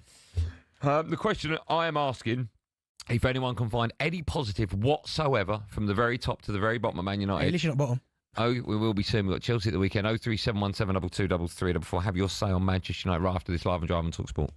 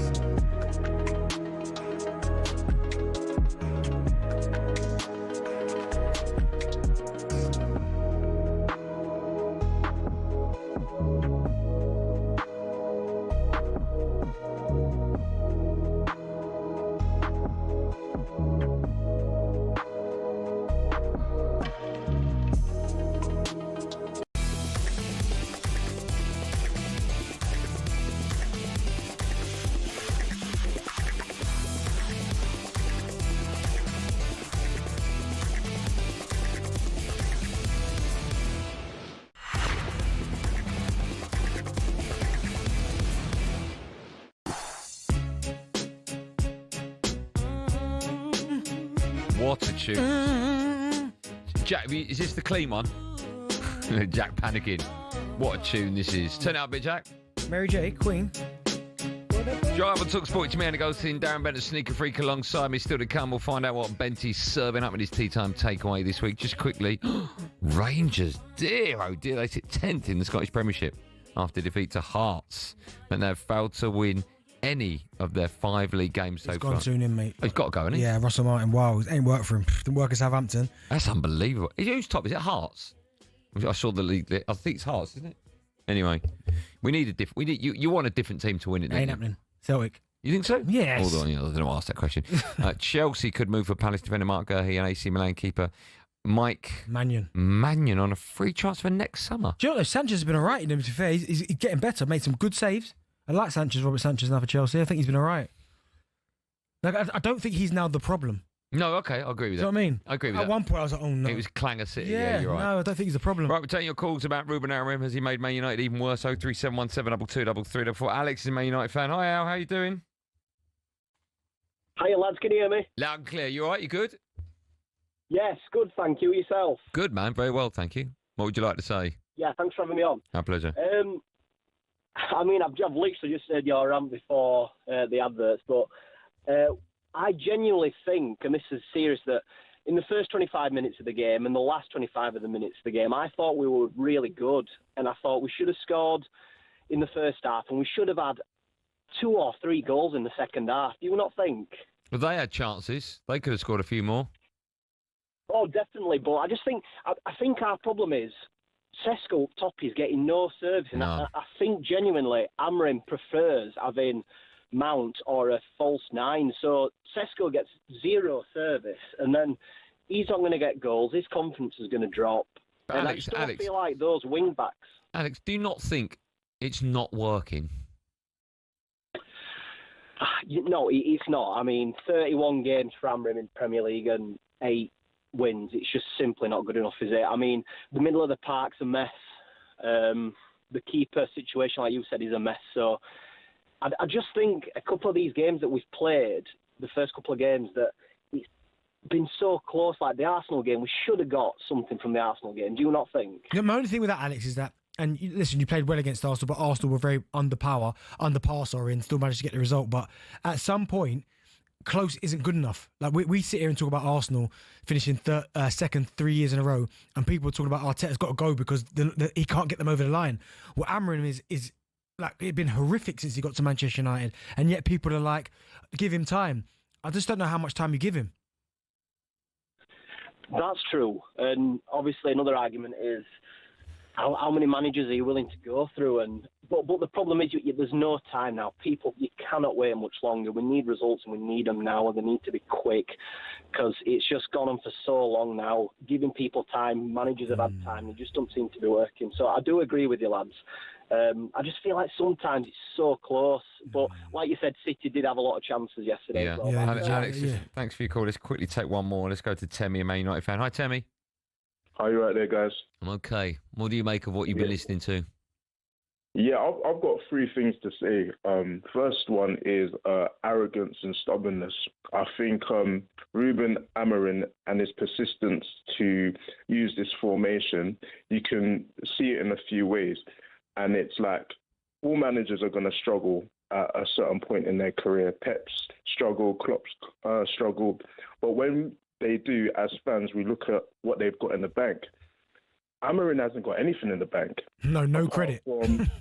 Apart from doing well in Sporting Lisbon. And if I could ask you guys to name, apart from Braga, Benfica, can you name any other team in that league? So for him to be so arrogant, to be like, I'm playing this system, and no matter what, it's very arrogant because even as a player, he didn't play in the Premier League. So this is his first experience, and you're managing the biggest club in the world. And it goes to my second point, which is traditions. Our traditions as Man United is playing with wingers, is playing our young players. You see Mainu on the bench looking, and it's sad for every Man United fan. And it's a thing where you got to think, a young Ryan Giggs, a Cristiano Ronaldo, would they be able to fit in this team? No, they wouldn't. They wouldn't. And obviously, we as fans, like, this goes to my last point, because I know you've got other callers, but I'm sure, Darren, you've watched the Netflix documentary, The Dallas Cowboys. Mm-hmm. I was watching that. I don't know much about American football, but they sold their star player. I think his name was Herschel Walker. Mm-hmm. We should have sold Bruno Fernandes. As a fan, I'm not gonna lie. Why? I wanted him to stay because he's our best. Sell him. Do you know what, right? And it's a great, Tim, it's a great call. Do you know what? I sort of see the sense in that, because... Sell him for what? If you get it for 100 million, right, from Saudi... You just spent 200 million, we're worse. No, but if you get 100 million from it, because at the minute... What are you going to buy? I understand, but that's where that's the problem, though. The recruitment has been the problem. Yeah. But if you're going to get 100 million for one player... The money's not the problem. Like, you're not going to go down, right, with or without Bruno Fernandes, right? I don't know, mate. No, you're not going to go without him, right? But my point is, he hasn't taken you anywhere. So you can get 100 million from his plot. No, but then we'll be worse. No, but you start again. We've tried to start again. Over 100 million, you start for what? The money's not the problem. Oh, if we get 100 million, who are we going to buy? We'll probably buy another number 10. Oh, no, I think you'll be able to find some. But it's the recruitment's the problem. But 100 million For 31-year-old. Oh dear, we'll carry on taking calls in a bit. We'll also be asking if West Ham are heading for the Championship under Graham Potter. By the way, I saw someone put up online that West Ham team that went down. Yeah, remember that? Joe Cole and them boys. The midfield had Michael Carrick, Joe Cole, Paolo Di Canio was in that team, Jermaine Defoe was in that team. It was an insane team. Yeah, it happens. Insane team. First, it's time for no Googling over the weekend. Newcastle's Nick Watermader became just the third German to score on his Premier League debut. Good header. He looks a handful, by the way, doesn't he? Yeah. And we want to know, who are the other two? I think I know one of them. I think everyone knows one of them. There. Yeah, that's one of them. You should get the other one. Answers to that and loads more coming up live and drive and talkSPORT in seconds. Stay where you are.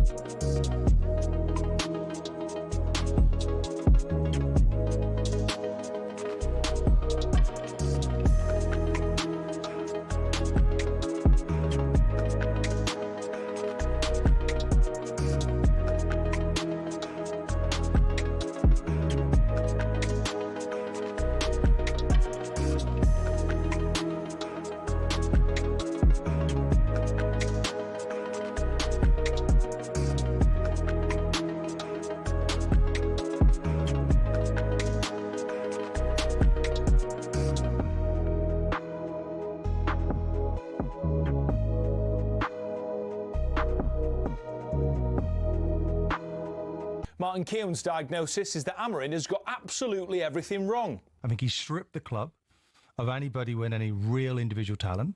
So Garnacho, Anthony, Sancho, all been allowed to leave. Rashford as well has that individual ability. Okay, we know it's lacking in his performances. And the team system, they don't look like they're believing in it. Man City, meanwhile, are back in action at home to Napoli in the Champions League, live on talkSPORT on Thursday night. To a legend of Manchester now, floral and written tributes are being laid outside the great Ricky Hatton's gym in Hyde. The mayor, Andy Burnham, says plans are underway for a proper send-off. Commentator Ian Darke explains why Hatton was the ultimate man of the people. Apart from being box office and marquee value in the ring, afterwards he'd do these self-deprecating interviews where he'd call himself the fat lad, and then he'd put on too much weight between the fights, but he'd get himself down. He would be spot on just at every time he got in there in his peak time anyway. And we understand Jamie Vardy is in line to make his Serie A debut for newly promoted Cremonese this evening. He's been asked by DAZN if he set a goal for this season. I've never, ever set a target, ever. You just go onto that pitch every single week wanting to score. The main thing is the club and the team and picking up points.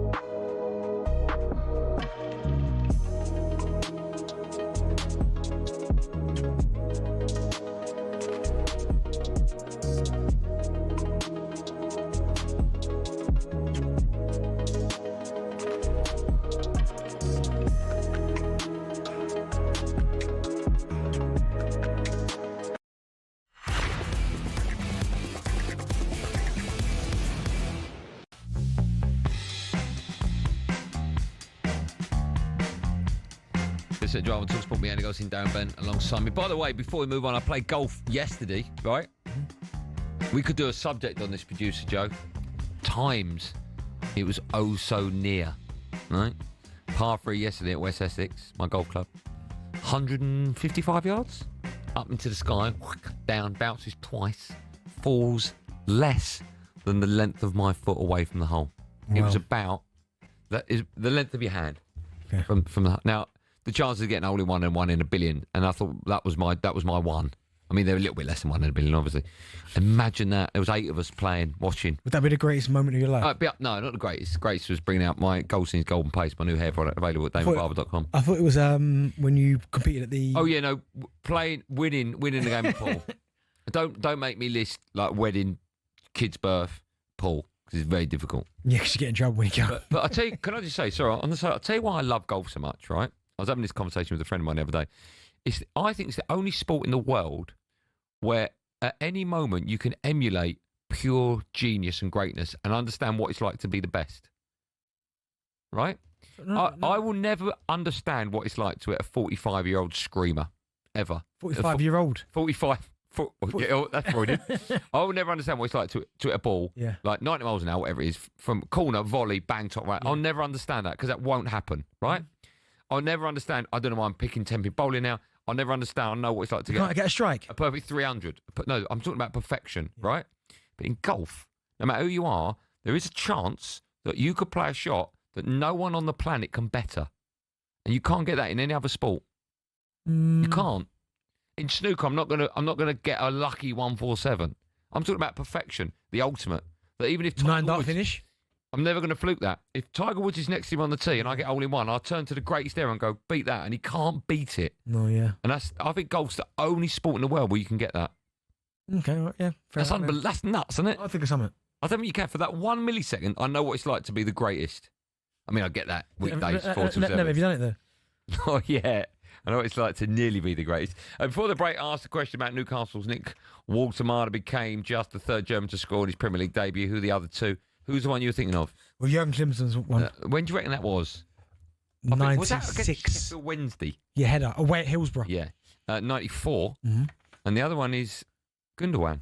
Okay. Yeah. Nice. September 2016.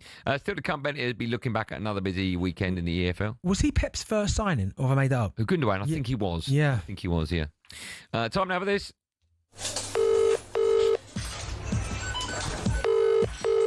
How you doing? It's Darren Bent. Takeaway. Can I take your order, please? Get my hands, marinate it all up in the thing. I like my medium well. Ginger beer, oil over it. Get my brush thing, get the oil over it. It better be Heinz. If it's not Heinz, honestly, I'll lose it. I'm Darren Bent, and this is my tea time takeaway. Yeah, I don't know why he didn't win an Emmy yesterday. Yes, this is our feature, Darren Bent's Tea Time Takeaway, where every Monday Premier League 100 Club member Darren Bent will be giving us his 5 key takeaways from the weekend's Premier League action. So, Benty, what will you be serving up for us this week?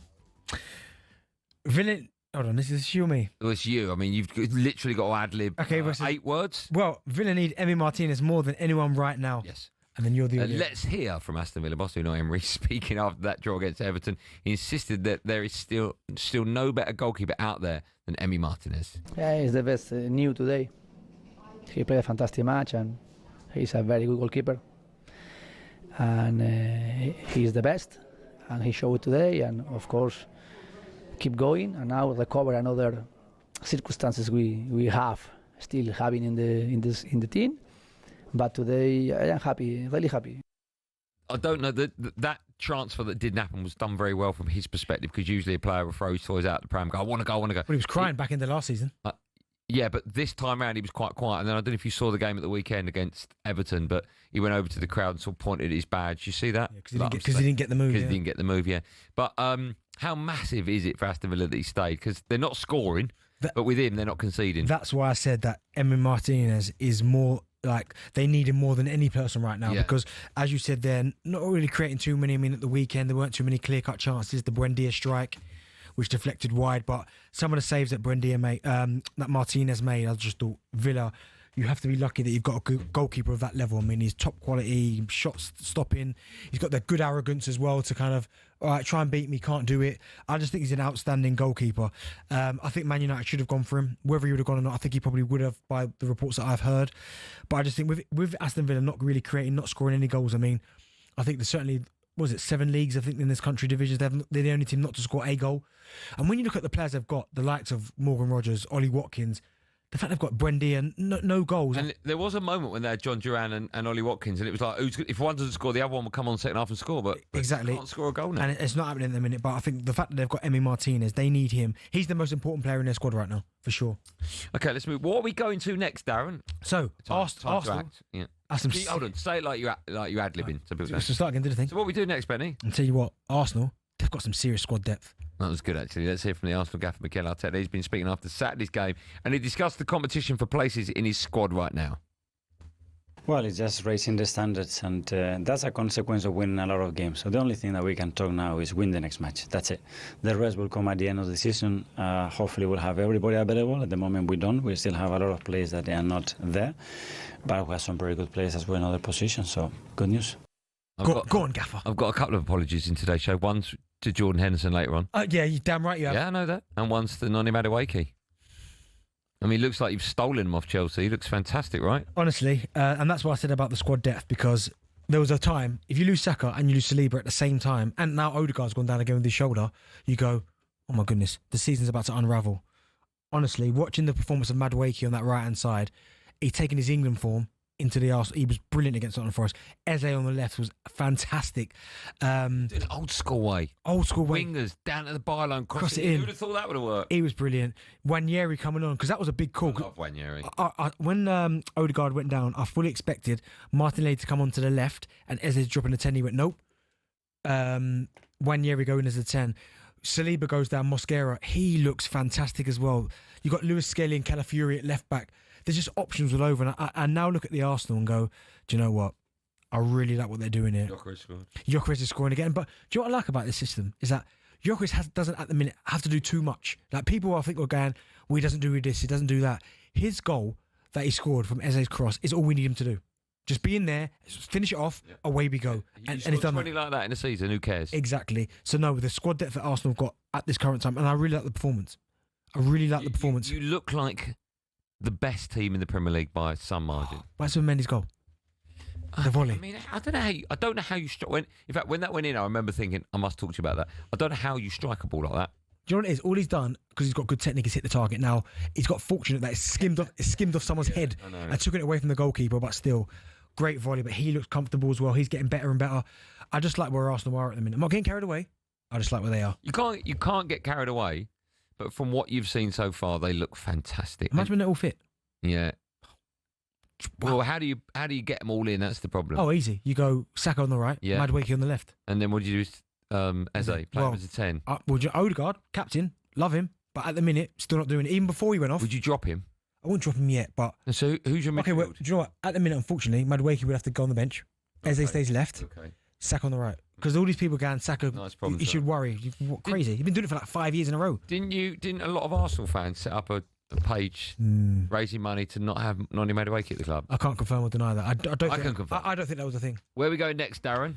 I'm sorry, I took the page. Oh, my. It was just a bit of acting from you. No, start again. Where are we going next, Darren? Honestly, yeah, I saw something yesterday that shocked me. Well, it didn't shock me. Oh, Donnarumma proves really ad-libbing this time out. Yeah, Donnarumma proves his worth. Well, we talked about this no earlier audio. No, you meant to say that. We talked about this earlier on, right? When you're buying one of the world's, well, I think he's the world's best goalkeeper. A lot of people going, he's not the best because of his feet. I think all round Alisson's better than him. Okay, Alisson's an unbelievable. I don't. I think Donnarumma's the best goalkeeper. No, I do. Alisson could do everything. I know, but he's just bigger. He commands more of his area, more of his. I mean, if you took a penalty, who would you rather take? I don't want to take it against Donnarumma. That's what I'm saying. I think because he's 6'7". Look, one's a 10, one's a 9.9. Yeah, I can give you that. They're both fantastic goalkeepers. Let's quickly move on as well. We've talked about Man United. You want to add something to that? No, you just look terrible. We do look terrible. Let's finish with Burnley losing at home to Liverpool by a very late goal. Yeah, they're just like the sign of champions. A lot of people have gone, like someone said, are you worried? Why would you be worried? If you're a Liverpool fan, you are absolutely laughing your head off because you haven't got going yet. You haven't seen Isak yet. And yet you still sit four wins from 4. Well, their winning goals in the league so far have come in the 88th, the 100th, the 83rd and the 95th minute. They will click into gear. I've got no. That's the concern. That's often the sign of champions. Yeah, they're going to click into gear. Wirtz will get better. Isak will come in. Ekatike's form at the minute seems to have deserted him at the wrong time because Isak's on the bench.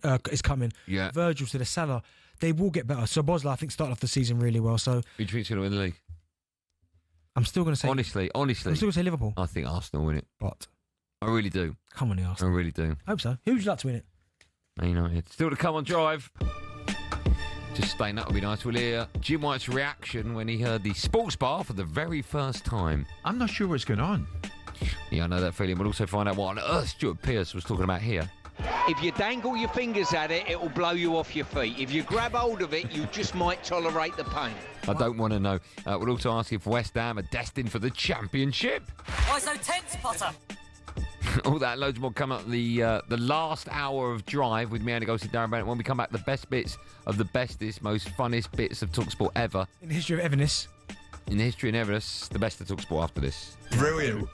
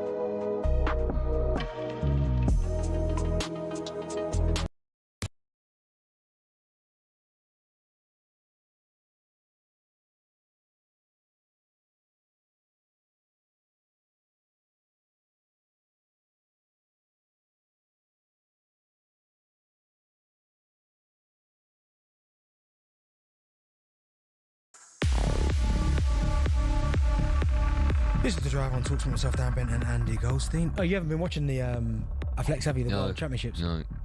Honestly, incredible. You enjoyed 100 metres, did you? Well, I mean, I watch everything. Even though it's in Tokyo, I have to watch it like back. You've been to 100 metres final?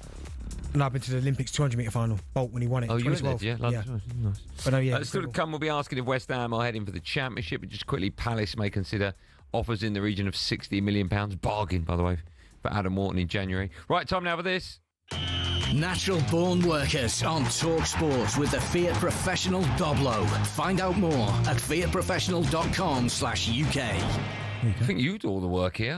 Time now for our Natural Born Workers feature with our friends at Fiat. Benny, you're going to choose a player from the weekend who was an unsung hero. It just says take it away, Benny, so... Yes, I'm going to go for someone who, as I spoke about him just now, he carried his international form into Premier League form this weekend. He's got an opportunity on that right-hand side for Arsenal. Arsenal player. Noni Madueke. I think he's been incredible. A lot of criticism, as you said, when he first signed for Arsenal. I was one who said, I don't quite understand it.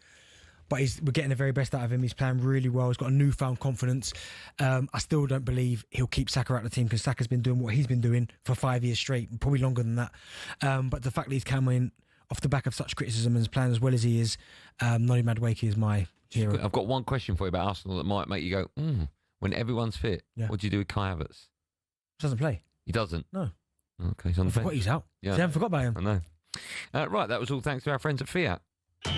Natural Born Workers on talkSPORT with the Fiat Professional Doblo. Find out more at fiatprofessional.com/UK. I'm in the market for a new car. Fiat. I mean, if it's Fiat feature. Yeah, love a Fiat. A free Fiat, yeah. Right, time for this, my friends.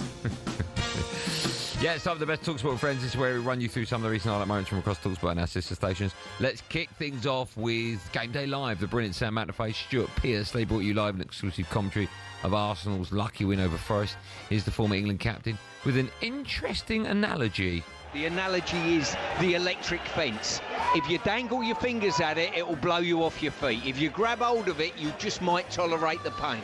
There, a little farming analogy for you there. You learn something new. Have you done it? Yes, I have done it. There's no shock to me that is what came out of your mouth after that question was asked. Yes, and there was a shock to me, make no mistake.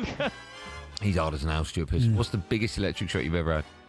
I don't know, trying to fix I don't know really. I remember when I used to have an old Can-Am Spider. What's that? Like a trike, Can-Am Spike. Like bike. Trike thing. And I tried to mess with the wiring and that's dangerous, yeah, don't do that, kids. How many days could you last working as a farmer? Easy. All day, every day, if I had to. Could you muck out the old... Yeah, of course, man. Pick up the old... Yeah, man. Manure. Milk the goats. Yeah, could do all that. Grab the teats. And cut the grass. Cut the grass? Yeah. Well, you're a gardener now. No, both. Of course, Game Day exclusive returns next Saturday, 11 a.m. We bring you exclusive commentary of the Merseyside Derby.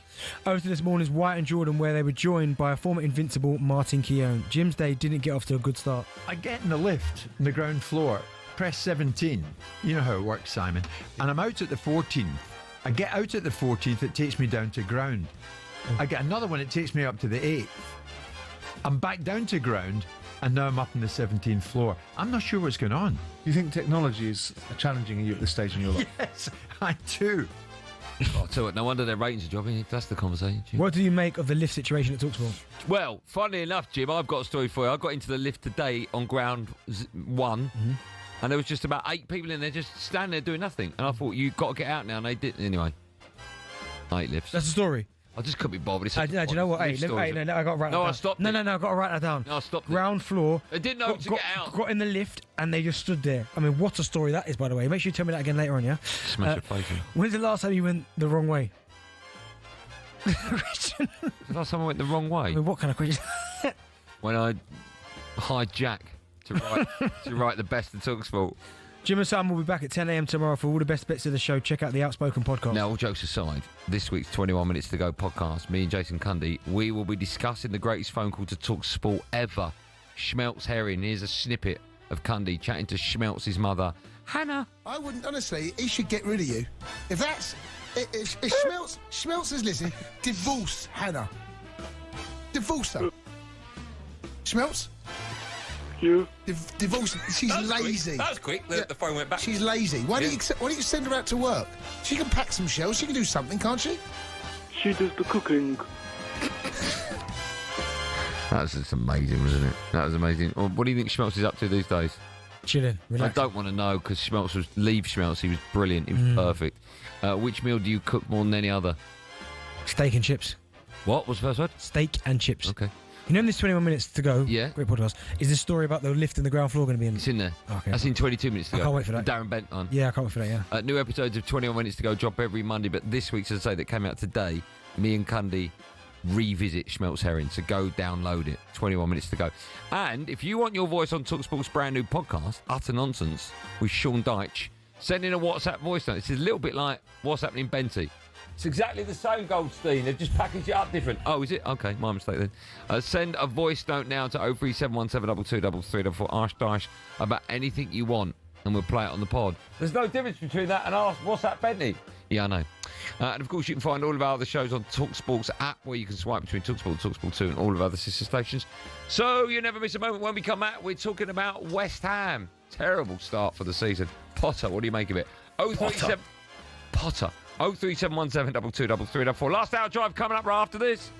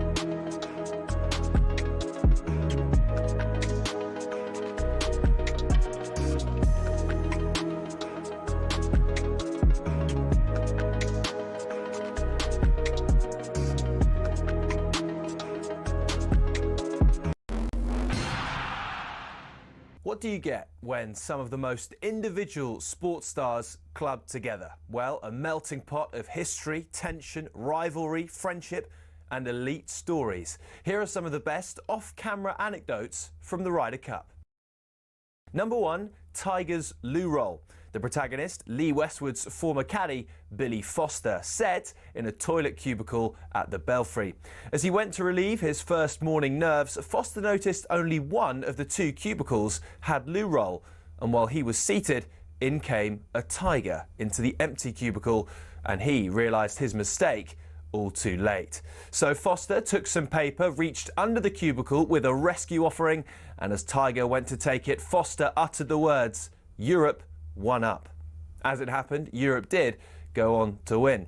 Fast forward 10 years to the miraculous Medina, when, after a gruelling Saturday, Rory McIlroy overslept on the Sunday and was in danger of missing his tee time. Thankfully for him, the person booking player transport was Erica Stoll. She sorted him a police escort to the course. 3 years later, McIlroy proposed in Paris. The next story is told by Scottish legend Sam Torrance about the great Seve, who apparently despised the Americans mainly because of a diminutive US reporter who kept calling him Steve. Hey, my name is Severiano or Seve. It's no Steve, it's no Steve. Next day, Steve. Torrance also tells of how Seve regularly gave coaching clinics to his European teammates, but a week later at the Italian Open, when the same players asked for advice, Seve would tell them to and see you next year. Having started with a Billy Foster story, let's finish with one from the 12th tee at Oakland Hills in 2004. It was Jimenez and Garcia against Westwood and Clark in a practice round, and as they finished, Foster decided to jump in the buggy and speed away with all their clubs, only to lose control entirely and tumble onto the course and see it careering towards the spectators. Thankfully, the Red Sea parted and the buggy smashed into a tree, with viewers and clubs still intact.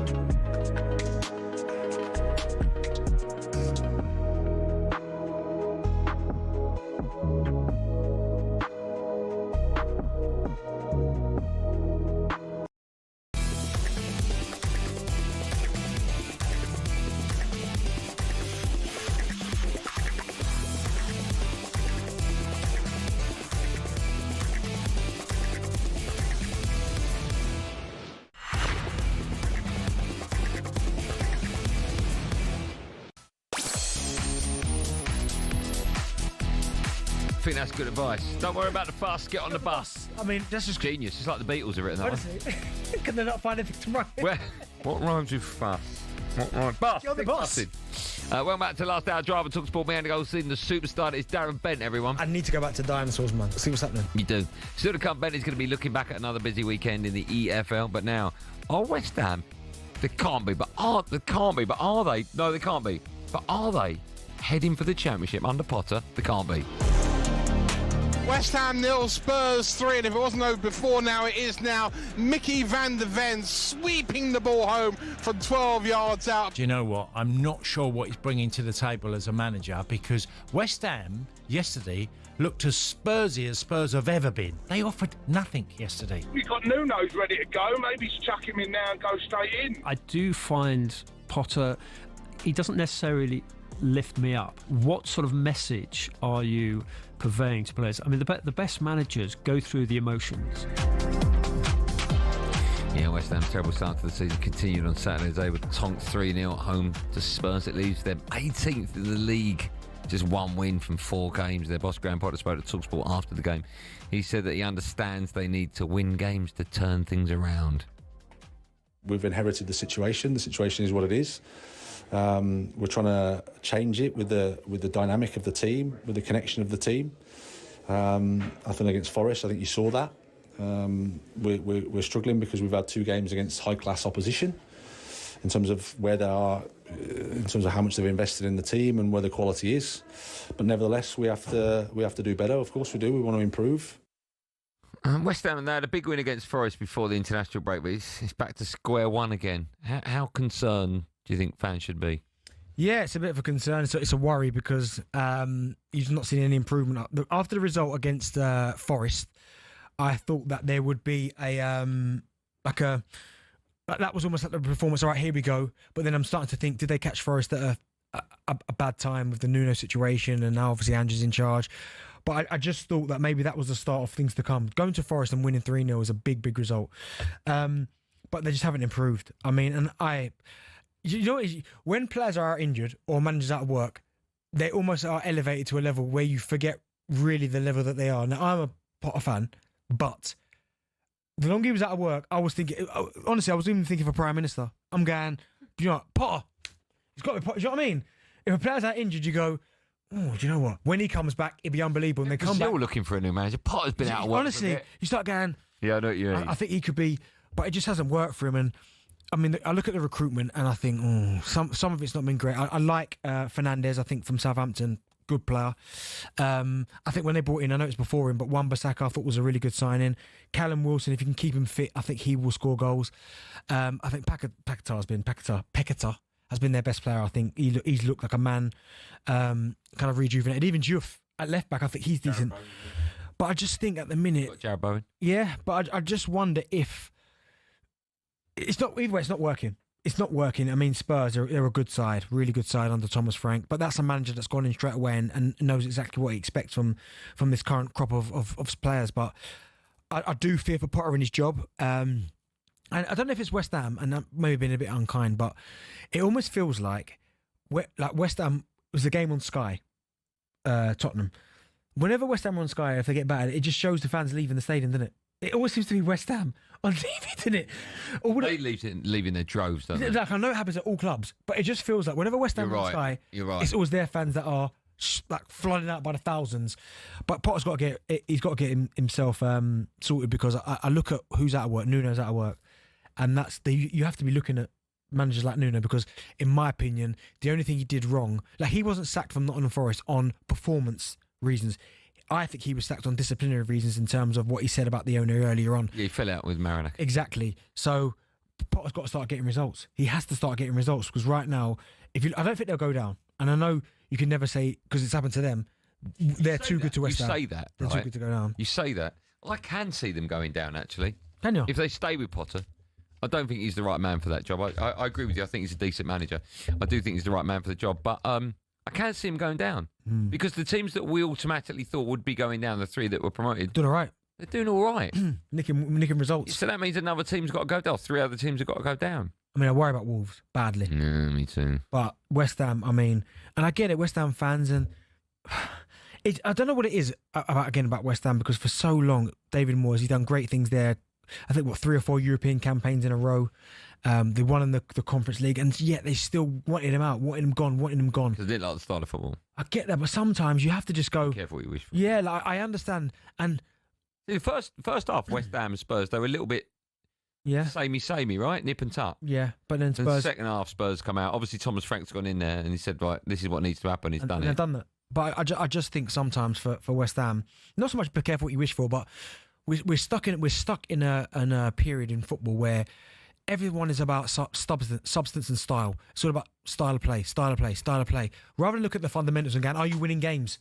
Do you know what I mean? That's the most important thing. We've just seen the Championship with Sheffield United. Oh, don't get them mixed up. Sheffield United with Ruben Sellers. Let's bring him in. Why? No, why? It wasn't broke. It wasn't broke. Yeah. So, Frank Lampard's heavily linked to West Ham. There are suggestions that conversations happened. I don't know if that's true or not. Well, I don't know, because they do not get on them two. I know they don't, because the way he left, right? But and listen, what? Big respect to Frank. Yeah, he's done at commentary. He's done a good job at commentary. Yeah. Right? Drew the weekend, right? Yep, good result. Nuno's your guy, because he's there waiting to go. Yeah, that's the problem. That's the problem Potter's got. Yeah, Nuno is ready to go. He's there. Yeah, and he'll go to a club. Nuno, if West Ham don't get him, he'll be gone. Even someone we like, we're fans of. He's not got a job at the minute. Gary O'Neill. Where's he gone? Where's he going to go? Yeah. But he could be in the mix there. He played for West Ham, I think. He did, of course he did. Yeah. So there are managers, but Nuno's just the one just waiting to go. But Potter's got to start getting results. And they've got Palace at home. Mate, that's an hard game, Palace. London Derby. They're all hard games. Yeah, go on, call out what they got. So they've got Palace at home. Difficult. Everton away. Very difficult. Arsenal away. Loss. Yeah. Brentford at home. Leeds away. Newcastle at home. Burnley at home. I mean, these are games that you need to win if you're going to start. You've got to start nicking some points from somewhere. West Ham fans, we'll take your calls on all the above, really. 03717223344. Are you done with Graham Potter? Also, we have to talk about Spurs, right? Mm-hmm. They look good. Xavi Simons looks really good, doesn't he? One of I wouldn't say at the top of the list, but certainly one of the most promising number 10s for young kids in and around European football. Well, he was. They paid a lot of money for him as well. Looked really good, really comfortable on the ball. I did think the first half, a few of his first touches were a little bit astray. They touched the ball and he didn't kill the ball. But he still, throughout the 90 minutes, he looked like he was controlling that game and pulling the strings. They look like they've got a really good player there. Yeah, he played really well. Oh, sorry, I forgot Jose's out of work as well, isn't he? He ain't going to West Ham. Why not? I just don't think he'd go to West Ham, do you? Fans will be happy with it. But no, you're right. He played well with Xavi Simons. Do you know what? I like him, and randomly, I've done quite a few Netherlands games, comms. Have you? Yeah. For talkSPORT and Euros. For talkSPORT, Euros and things like that. Yeah. And he's always been one of those players, and I put João Felix in the same kind of category where, you know, when you want a bit more, like, come on. But I think Spurs at the weekend, I thought he looked good. I think there's a nice balance there as well in terms of the midfield. I think Sarr, he looks like a player reborn because I think I always knew he was good, but I almost feel like the last 12 to 18 months he started to look like one of their key players in that team. So I think he plays well, good legs, good energy, and two good centre halves as well. Romero, Van der Ven. I think the team's there. Yeah. When do you look at the league table and you think, okay, this is a real representation? Yeah, of where the season's going. I think because after like 9 games, was it last year or the year before when they were top? They were top, and everyone was getting excited. And I was like, could they win the league? When you come out of the January transfer window and you're going into February, that's when I think, okay, this is a true reflection of where you're at. That's when it is, yeah. Yeah, not too early. I know it's too early yet, but I'm just wondering, as your view, as a player, do you think the same? Yeah, I think so, because then when you've played everyone once, that's when you start to okay, that's a good point. You go, right, this is where we are. Okay, we'll take calls from Spurs fans and West Ham, 03717223344. Just quickly, because I don't think we're doing it anyway. Are we doing Forest chat anyway, Joe? I just want a quick chat about Forest, just quickly. I think they've got real problems now. No, they've got a good squad of players, man. I know, but I just don't think the manager's the right man. Well, they look like a team at the weekend against Arsenal that were caught in between the way Andrew wanted to play and the way they'd been playing under Nuno. Now that will get better because there was way too many gaps under Nuno. One of the things that they worked on really well was the spaces, like not too many gaps, and they hit teams on the counter attack. He's got an Ange-friendly squad. He has. But it's going to take time to improve. And he's going to the Emirates. I mean, come on. Yeah, you're right. Okay, that's maybe unfair of me. You're right. But I mean, for Forest, they got some big games coming up as well. Some winnable games coming up. I had a look before. Yeah. So I think they will, and Forest will be fine. But I know it's not fine. They've got to improve. Yeah, Burnley away. I mean, that's not a given. No, but they're the type of games you want, right? Yeah, Betis away, Europe. Okay. Yeah. Then Sunderland at home. You want that game? Yeah. Newcastle away coming up soon. These are the games that you've got to win. But remember these games though. You look on paper and you go, "Oh, these are games you've got to win." But as they found at the back end of last season, remember when we had Forest fans coming and going, "Well, we've got the easiest running, so we'll definitely do it." Yeah, we'll get second. Yeah, those games, all of a sudden you go, "Oh my goodness!" Take a pause. We've just seen Burnley run Liverpool close. Yeah. So it's not a given. Okay. Right, back to you and West Ham and Spurs fans. West Ham fans, what do you make of Potter? 03717223344. And Tottenham fans, you can phone up and have your say. I know you're not getting excited yet, but you must be happy with what you're seeing so far. Pick up the phone. You can have your say on National Radio simply by dialing the following number: 03717223344. Dial that. There's every chance you can speak to me and Benny right after this live on Drive on talkSPORT.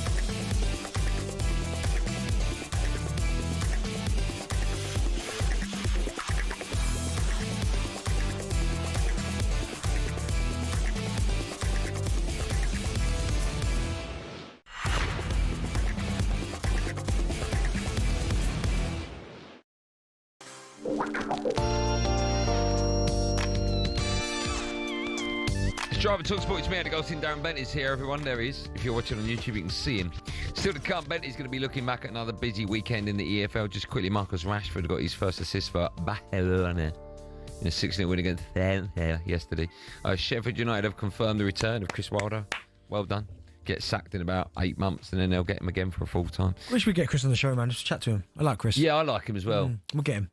Yeah, I'd like to talk to him off air as well. Yeah, me too. Just to get his views. But I'm glad he's back. They should never have sacked him. Disgrace. Right, we'll take your calls about West Ham. They're heading for the Championship under Potter. 03717222334. Sam is a suffering West Ham fan. Hello, Sam. You guys all right? Yeah, we're good, man. How are you today? Yeah, been better, as usual, when it comes to West Ham. You know what? It must be so hard being a West Ham fan. Your owners are useless, and I just feel for you, I really do. Yeah, listen, you've touched on the owners there already, and I'm a massive, We never heard what massive. Yeah. Hold on. You need to fill in that blank really quickly, Sam. You're a massive what? GSB out, right. get the ball out, but anyway, I know you're going on about Potter and you want to talk about Potter, but listen, from the off, these owners, they don't spend money out of their pocket. So he was out of contract. He was out of contract for a reason. Ben, you already said it, and you now on the edge straight away. Next manager, Nuno Santo. Why? Because he's just got out of contract. If he was at Forest and they was having a bit of murder, we wouldn't go and buy him out of that contract because the board have got no ambition. They completely lack ambition at that football club. We were sold a dream to move to that stadium and we'd be able to compete right at the very top. They've got a net spend of £50 million per season. That ain't going to get you Champions League football, or it ain't going to get you anywhere near the bloody league title, but it will keep you in the Premier League, just. And now they're starting to find that we're getting dragged into the relegation battle because other teams, Bournemouth, Palace, Villa, Newcastle, all of these teams have overtaken us from 5 years ago, where we should have pushed on with Rice, players like that, and invested properly. And then what they wanted to do from the very start might be a thing, but because they don't, they do everything at a bare minimum, and all they want to do is stay in the Premier League. That's all they want to do. And it's evident. They don't put their money into nothing. They've spent 100 mil since they took over 15 years ago. And half of that was because of COVID. They've never put money in the club. They've only taken out. The only thing I'd say about that, Sam, is obviously to get into the Champions League is incredibly hard, and I can understand the frustration from West Ham fans because you want to see a team kick on, spend a bit of money, because I think now there are some clubs that have exceptions, but they still have to put their hands in their pocket. Brighton being an example of that. Well coached, well managed. Recruitment's probably the best there is, right? But under David Moyes in 2020, 21, the 6th. They finished 7th the season after that. Then they finished 14th, but they won the Conference League, right? Then it was 9th. So they have been up there because... Yeah, but you just think if they invested more, they could... Mate, they're not finishing top 4, Andy. I don't care how much money they put in. No, what I'm saying is, if you invested more, you get stability. And they don't have that at the club. They're now yo-yoing. I understand that. I mean, we're talking today about West Ham. Could they go down? They won't go down. No. Right? No, but we're talking about that. But that's my point, is what I'm saying, is that they have been up the top end of the Premier League for some time. They have been in Europe. But they don't capitalise. They don't invest. I get it, but they're not going to finish in the Champions League. I'm not saying they are, but that's a lot. Top eight. That's where West Ham should be aiming. Yeah, I 100% agree with you. But they were finishing 6th and 7th, and they wanted him out. I know, you're all right. Nathan's a West Ham fan. Hi, Nath. How you doing, mate? You all right? I'm okay, man. How are you? Yeah, not great. It's a bit of a horrible start to the season, but I don't think it's anything we're not used to anymore. No. Yeah, it's starting to get the same old thing every year, and we were lucky last year. We had 3 teams below us that were worse than us, and that is the only reason we stayed up. I think I look at Leeds, I look at Sunderland, I look at Burnley right now, and I look at those 3 teams that everyone was tipping to go down this season. Mate, they set up much better than us. I looked at Burnley against Liverpool. They played exactly how they wanted to play. They had a style of football that hasn't changed since the Championship. They might not have the quality, but they set up, they had a game plan, and they run lucky at the end with the handball. We don't have that style of play. And I think that's where, for the last couple of years, we've gone wrong. We lost Moisey. I was a fool, and I will take back everything I said about Moisey leaving. You look at what he's done with Everton now. Nathan, can I ask you a question? Go on. Other than that moment when you won the Conference League, which was a fantastic achievement, right? When was the last time you, as a West Ham fan, you were genuinely happy? Not that one moment when you won the Cup, like I'm talking about before that or after. When was the last time you were genuinely happy? Great question. So I think that the season before, when we had Europa and we were doing well, like we were doing so much better than anyone expected us to do, but I think that was it, and it came under Moyes. It did come under Moyes. You got 65. You talk about the year you got 65 points. Yeah. Or you go back to like 15, 16 when we had Payet and we had Noble. Those are the two most memorable seasons for me. Those were the two where we were happy. And you know why? Because we had a style of play, right? It wasn't always pretty. We knew for a fact that, we were going into games winning headers with, Souček and Craig Dawson. We turned Craig Dawson into Brian Maldini, and we were all happy with that. We had a style of play. It wasn't always pretty, but we knew what we were turning up to every week. Teams were genuinely scared of playing against us, and it felt like the first time since leaving Upton Park where teams actually started to get a little bit nervy about coming to play us again, because we had that style of play and we knew how we wanted to play. We've gone through managers that cannot get anything out of this team. I don't know how much more you can back Potter. He's been given that new midfield. He still plays Ward-Prowse. Ward-Prowse hasn't done well under any of the managers that have come in. Taken over this team. It's slow. It's weak. I think that's the problem. I think that the midfield, there's no legs in the midfield. Well, I mean, that team that he's talking about in 2015-16, I mean, is you look at it and you go, it's decent. The likes of, you said spoke about there, Payet, Victor Moses were there at the time, Mark Noble, Lanzini, Mikel Antonio was still there. But that was probably the time where you go, they finished seventh under Bilic. Yeah, and that's a good question you asked. Mitz is next up, a West Ham fan. Mitz? Hi there, Andy. Hi, Benty. How you doing, guys? You're good, son. You all right? Yeah, good. So, I'm a lifelong West Ham fan. Now, we are going through some bad times at the moment, but last season, if you look back at it, Somerville injured most of the season. Fulkrug injured most of the season. They're like two new players this season. Yeah, look at the way Somerville's come in. We've got two new, Magassa in midfield, and as a defender, also Eagle as a defender. So they've not even come in yet. We're trying to strengthen the defence. Give it time. It's only been 5 games. 4 seasons ago, Arsenal were bottom of the table, Tottenham were top of the table after 4 or 5 games. And at the end of the season, Arsenal finished second. And that was the season when Arsenal were running away for a little while and then they lost their lead. So anything can happen. I'm not saying we're going to do really well, but it's still early days. Give the new players a time. Give us a chance. We had upset Kudos last season. Admittedly, we've not replaced him, but Fernandez is a different kind of player, which offers us something different. Promising start with him in 2 games.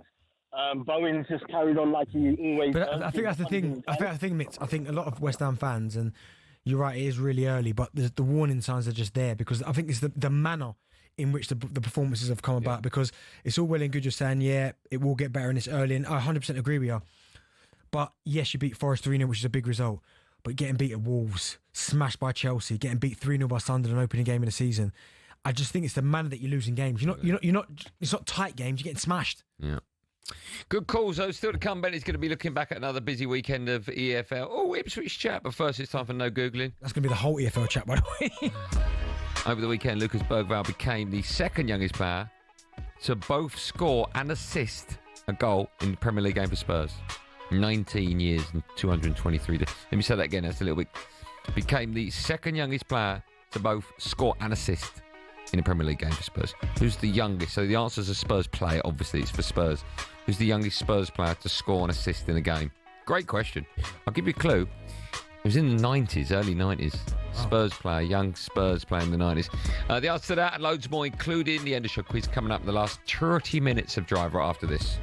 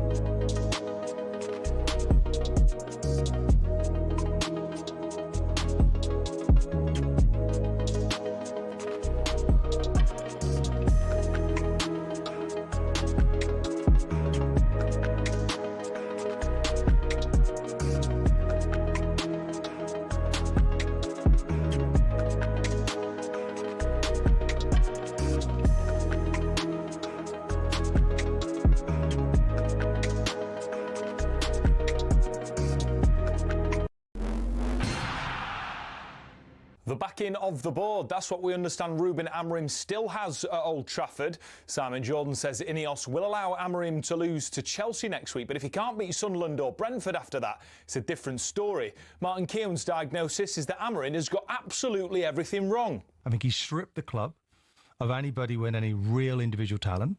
So Garnacho, Anthony, Sancho, all been allowed to leave. Rashford as well has that individual ability. Okay, we know it's lacking in his performances. And the team system, they don't look like they're believing in it. Man City, meanwhile, are back in action at home to Napoli in the Champions League, live on talkSPORT on Thursday night. To a legend of Manchester now, floral and written tributes are being laid outside the great Ricky Hatton's gym in Hyde.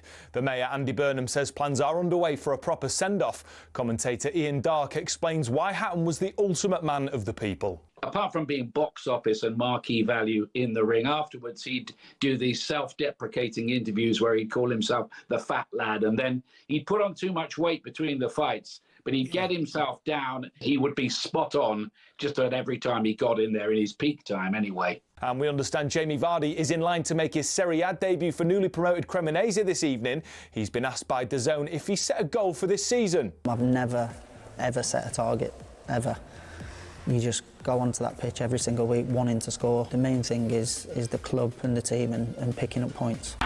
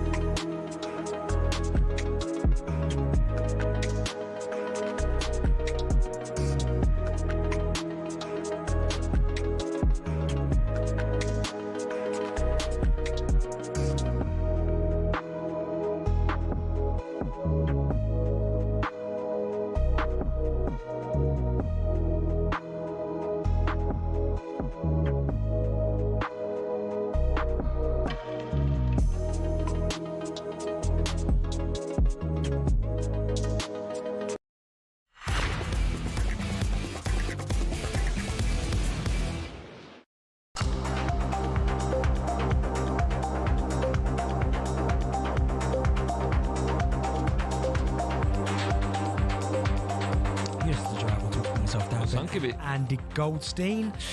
This is your time to take over now, isn't it? What? It's your time to take over, isn't it?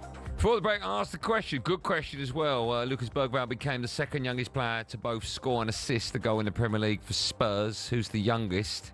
Give me a clue. Oh, I'm thinking on my feet now. His surname.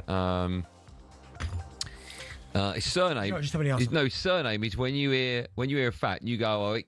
You go oh it. What? When you hear a fact. For starters, when you hear a fact, when you hear a fact, and you don't believe it, you go oh it. That can't be true. Right. It can't.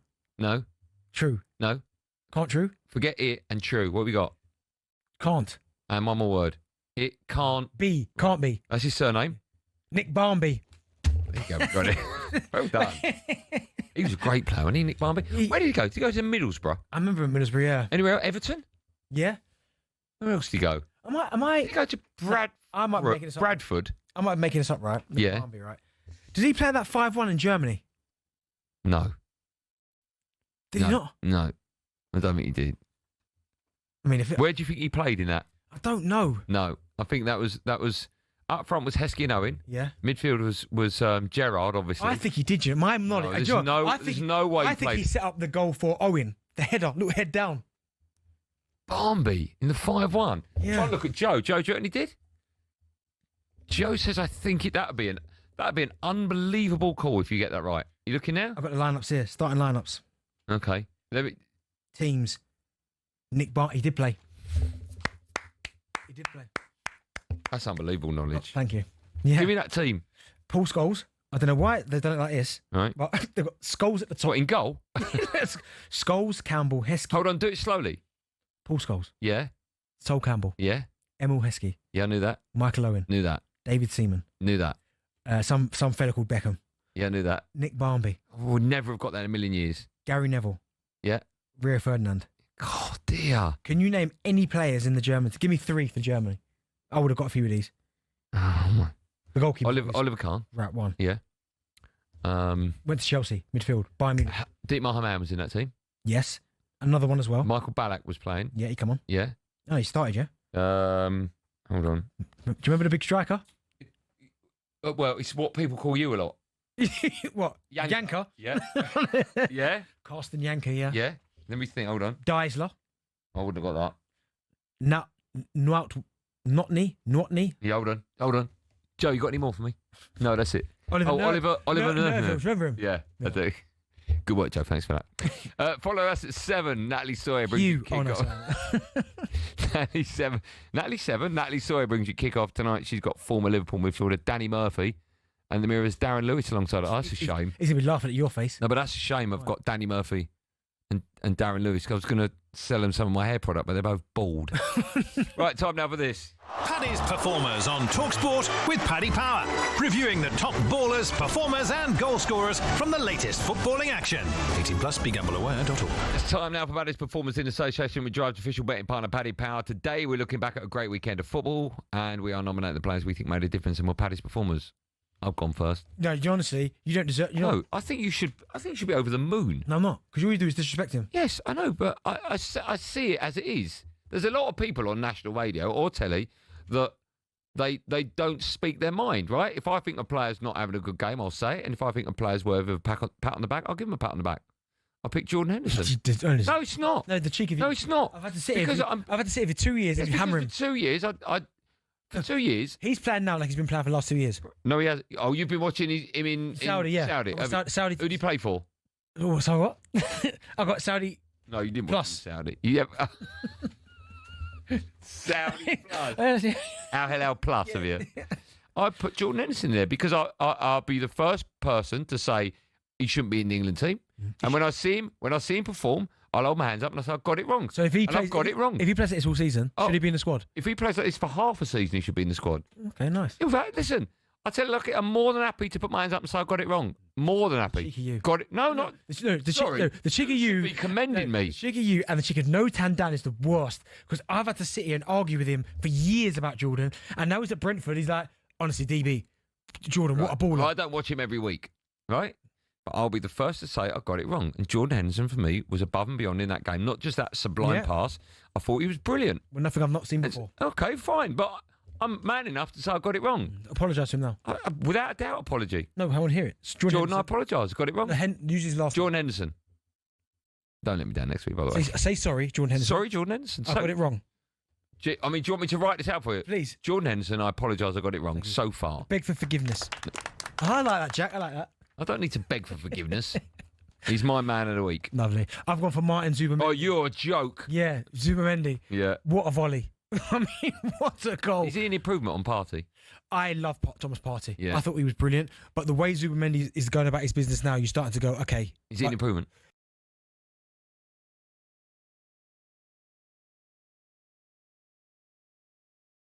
But with the... It's got a. Oh, well, that was such a lovely gag. Fine, okay. It's got a great header as well. Keeps it moving, but Martin Zubamendi, I thought was fantastic. Better move on. Brentford against Aston Villa, EFL Cup. That's tomorrow, 8 p.m. for Jordan Henderson to have a shot on target against Villa. He's 11-4. Zubamendi, his next game for Arsenal, Athletic Bilbao, Champions League tomorrow at 5-4. So much football, it's ridiculous. To score or assist against Bilbao, it's 5-1. There you go, it's Paddy Power's performers for today. Catch up with the latest odds at paddypower.com, 18 plus, only begambleaware.org. Paddy's Performers on talkSPORT with Paddy Power. Reviewing the top ballers, performers and goal scorers from the latest footballing action. 18 plus, begambleaware.org. Yeah, too good a gag to dump you. Time now for the return of Bent is here. Shocking, Joe, wasn't it? Where every week Darren Bent takes a look at some of the big... takes a look at Ipswich. And if we've got time, other clubs. I'll tell you now. I'll tell you what, my neck's killing me sitting like this. It's driving me insane. There's going to be no time for no other clubs. Let's start off with Wrexham. No, I don't want to start with that. They lost. No, I don't want to start with that. I am the pilot. I decide. Hey, EFL Corner, Benty's EFL Corner. I would like to start with Ipswich, so I will start actually. Go on, you read it And we all. can start by returning to Ipswich's 5-0, probably the performance of the weekend in any league in the world, win over Sheffield United on Friday night. And for those who missed it, which is probably nobody, Sheffield United confirmed that Chris Wilder has returned to the club for a third spell in charge. It comes after they sacked Ruben Sellers, with the club sat rock bottom of the Championship. Right, I'll ask a question and answer it. For those just tuning in, let's touch on Sheffield United again. Chris Wilder's back. Will the fans be buzzing with that? Well, do you know what? I think the fans will be buzzing with that because I don't understand why they sacked him in the first place. You get to a playoff final. You have a -2 point deficit at the start of the season, which I know is not much, but it's still a deficit. You could lose in a playoff final. You get 90 points. It's a ridiculous decision. Absolutely ridiculous decision. So I'm glad that they've seen sense. And now he's back in charge. All right. Now let's talk about Ipswich. A slow start to the season, but could this win be a bit of a turning point? Andy, I'm telling you, all right? I'm telling you that, right? This. Very good. What a performance. I'm not going to lie to you. Sheffield United, mate. Hey, They're bottom of the league for a reason. Next England squad.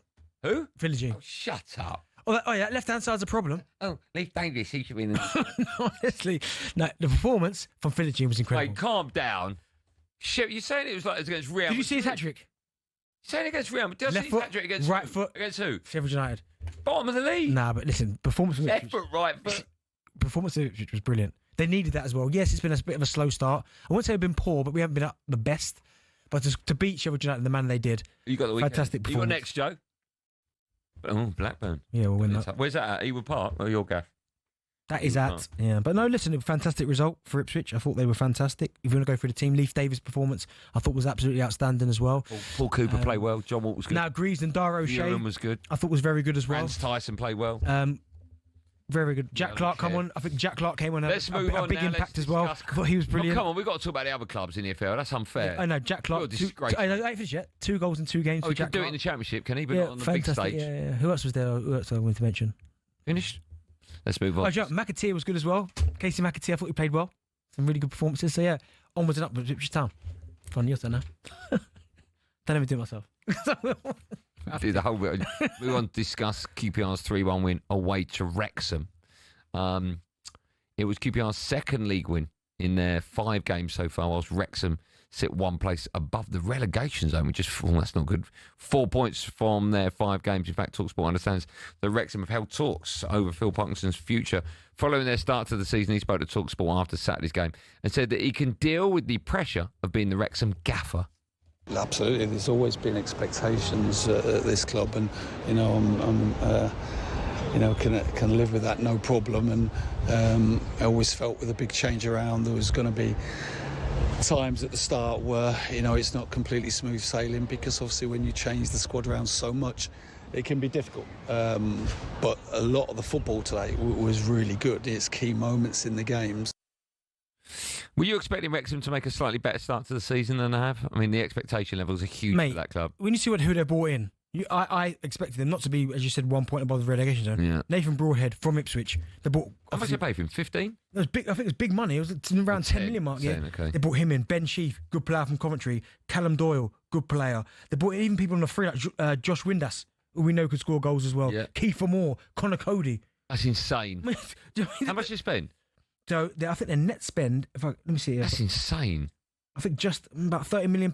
That's nuts for yeah. Honestly, it's nuts. Yeah. So they brought in all these players.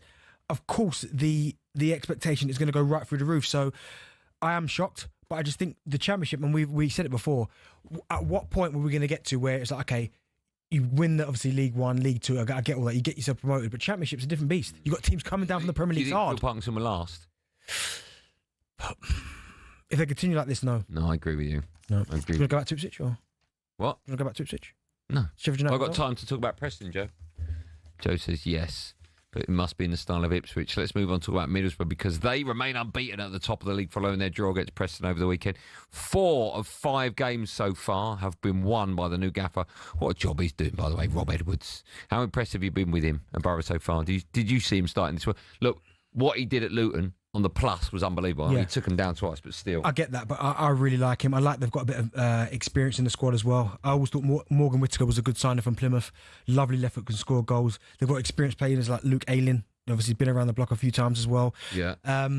But yeah, I think Rob Edwards, when you look at him, good manager as well, speaks really well, he's honest as well. So yeah, I like what he's doing there, and Borough have got a great chance to get promoted. And I think if you get promoted in a season like this, where you've got some big hitters down there, fair play to you. Okay, we can finish with Sheffield Wednesday. They were beaten again, this time 3-0 home to Bristol City. The club is going through a difficult time off the pitch, with the owner resisting calls for him to sell after the players were paid late on multiple occasions over the summer. We've talked about them many a time. They sit, just a point above Sheffield United at the bottom of the league, 1 point from 5 games.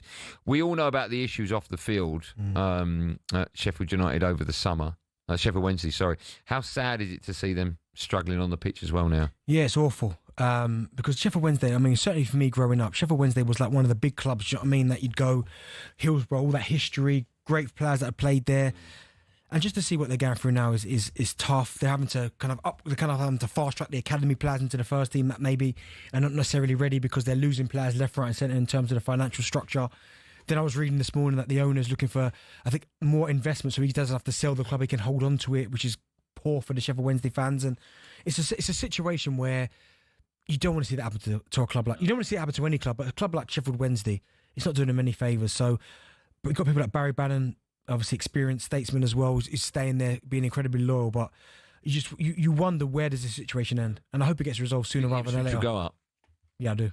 Automatically? Yeah. Do you? Mm-hmm. And if not, say what you were saying before about they should sack McKenna. I won't saying that. When we come honestly, back, Joe, dump that. He's lying. Dump it quickly. Imagine if you dump that. When we come back, one more Billy will be in the studio. A man of many words will be in the studio to do the end of show quiz live on Drive on talkSPORT.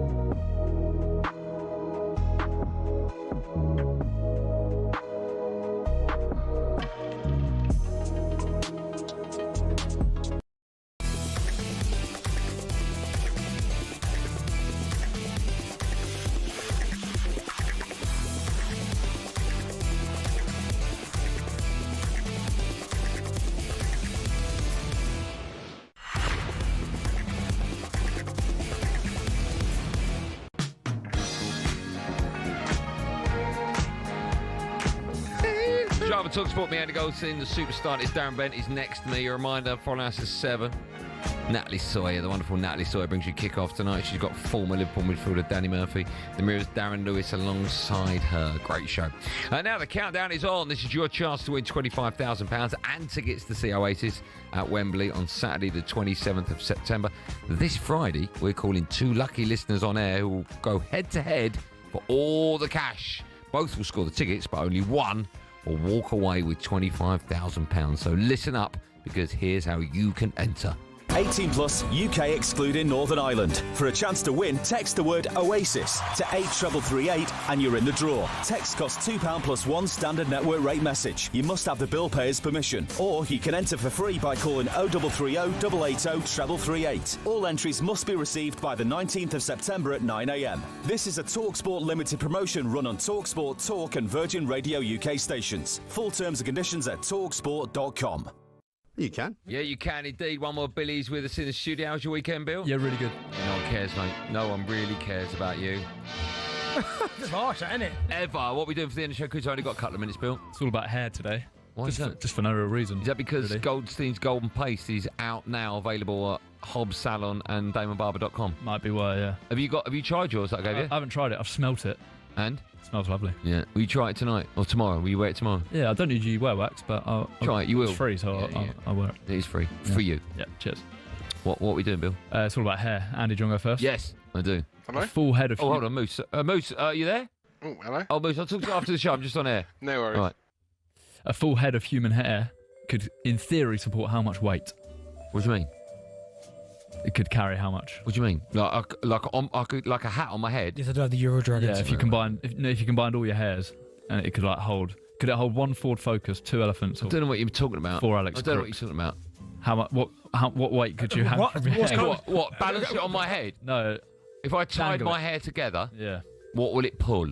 Like a rope? Yeah, let's do that. 1 Ford Focus, 2 elephants, 4 Alex Crooks. 4 Alex Crooks.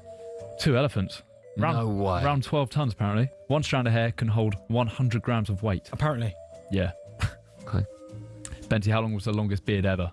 Gone. Great question. 6 foot, 17 foot, 38 foot. Well, do you know what? I seen him, 17 foot. Yeah, he was walking down High Street the other day. He is 17. Tripped Yeah, on I've his seen- beard. I've seen him, yeah. Go on. 5.3 Yeah, metres. long beard, and he fell over. Back in I've had a 1927. single he died. burger since I He was touched there, down wasn't him. What? 1927. No, I was 20 then. Andy, what was voted the most iconic ever hairstyle in a poll of British Mine. people? Is mine in there? It's going to be, I'll tell you what it is, it's going to be a Beckham one. Jennifer Aniston's Rachel haircut in Friends. Great call. The Elvis quiff or the Beatles mop top? I'll go Jennifer Aniston. Nah, Elvis quiff. Right. I mean, you got the answers. You don't like smug with yourself. Yeah. Darren's a great lad as well. He's How many hair strands are on the average human head? well, Depends. I've got, if it's my head, I've got 4 times the answer to that. I actually forgot to put multiple choice here, so you just kind of got to guess. So again, what? Can I have a guess? Yeah, if you want. 60,000. No, I'm going to go 77,000. 100,000 on a human head. We've got 10 seconds left. Andy, No, we're both going to say who's been voted the world's sexiest bald man for the last 2 years in a row? Jason Statham. No, it's going to be someone who's like Jeremy Clarkson, but if he had... What about the king, Prince? Harry, Dwayne William. The Rock Johnson, Prince William, or Shaquille O'Neal. Prince William. Yeah. He's not really bald though, is he? He's got hair. I haven't said anything about him. Look, I know you can hear me. Well, that funny, Dan. Billy, get out of my studio. Right. Don't come back till tomorrow. We'll be back tomorrow at 4 from all the same. You've got the outro. Thanks for listening. Yeah, you got to do it. Be safe, everyone. Be safe. I'll leave you with Darren Bent. Thanks for listening. We love you all. Take care and God bless.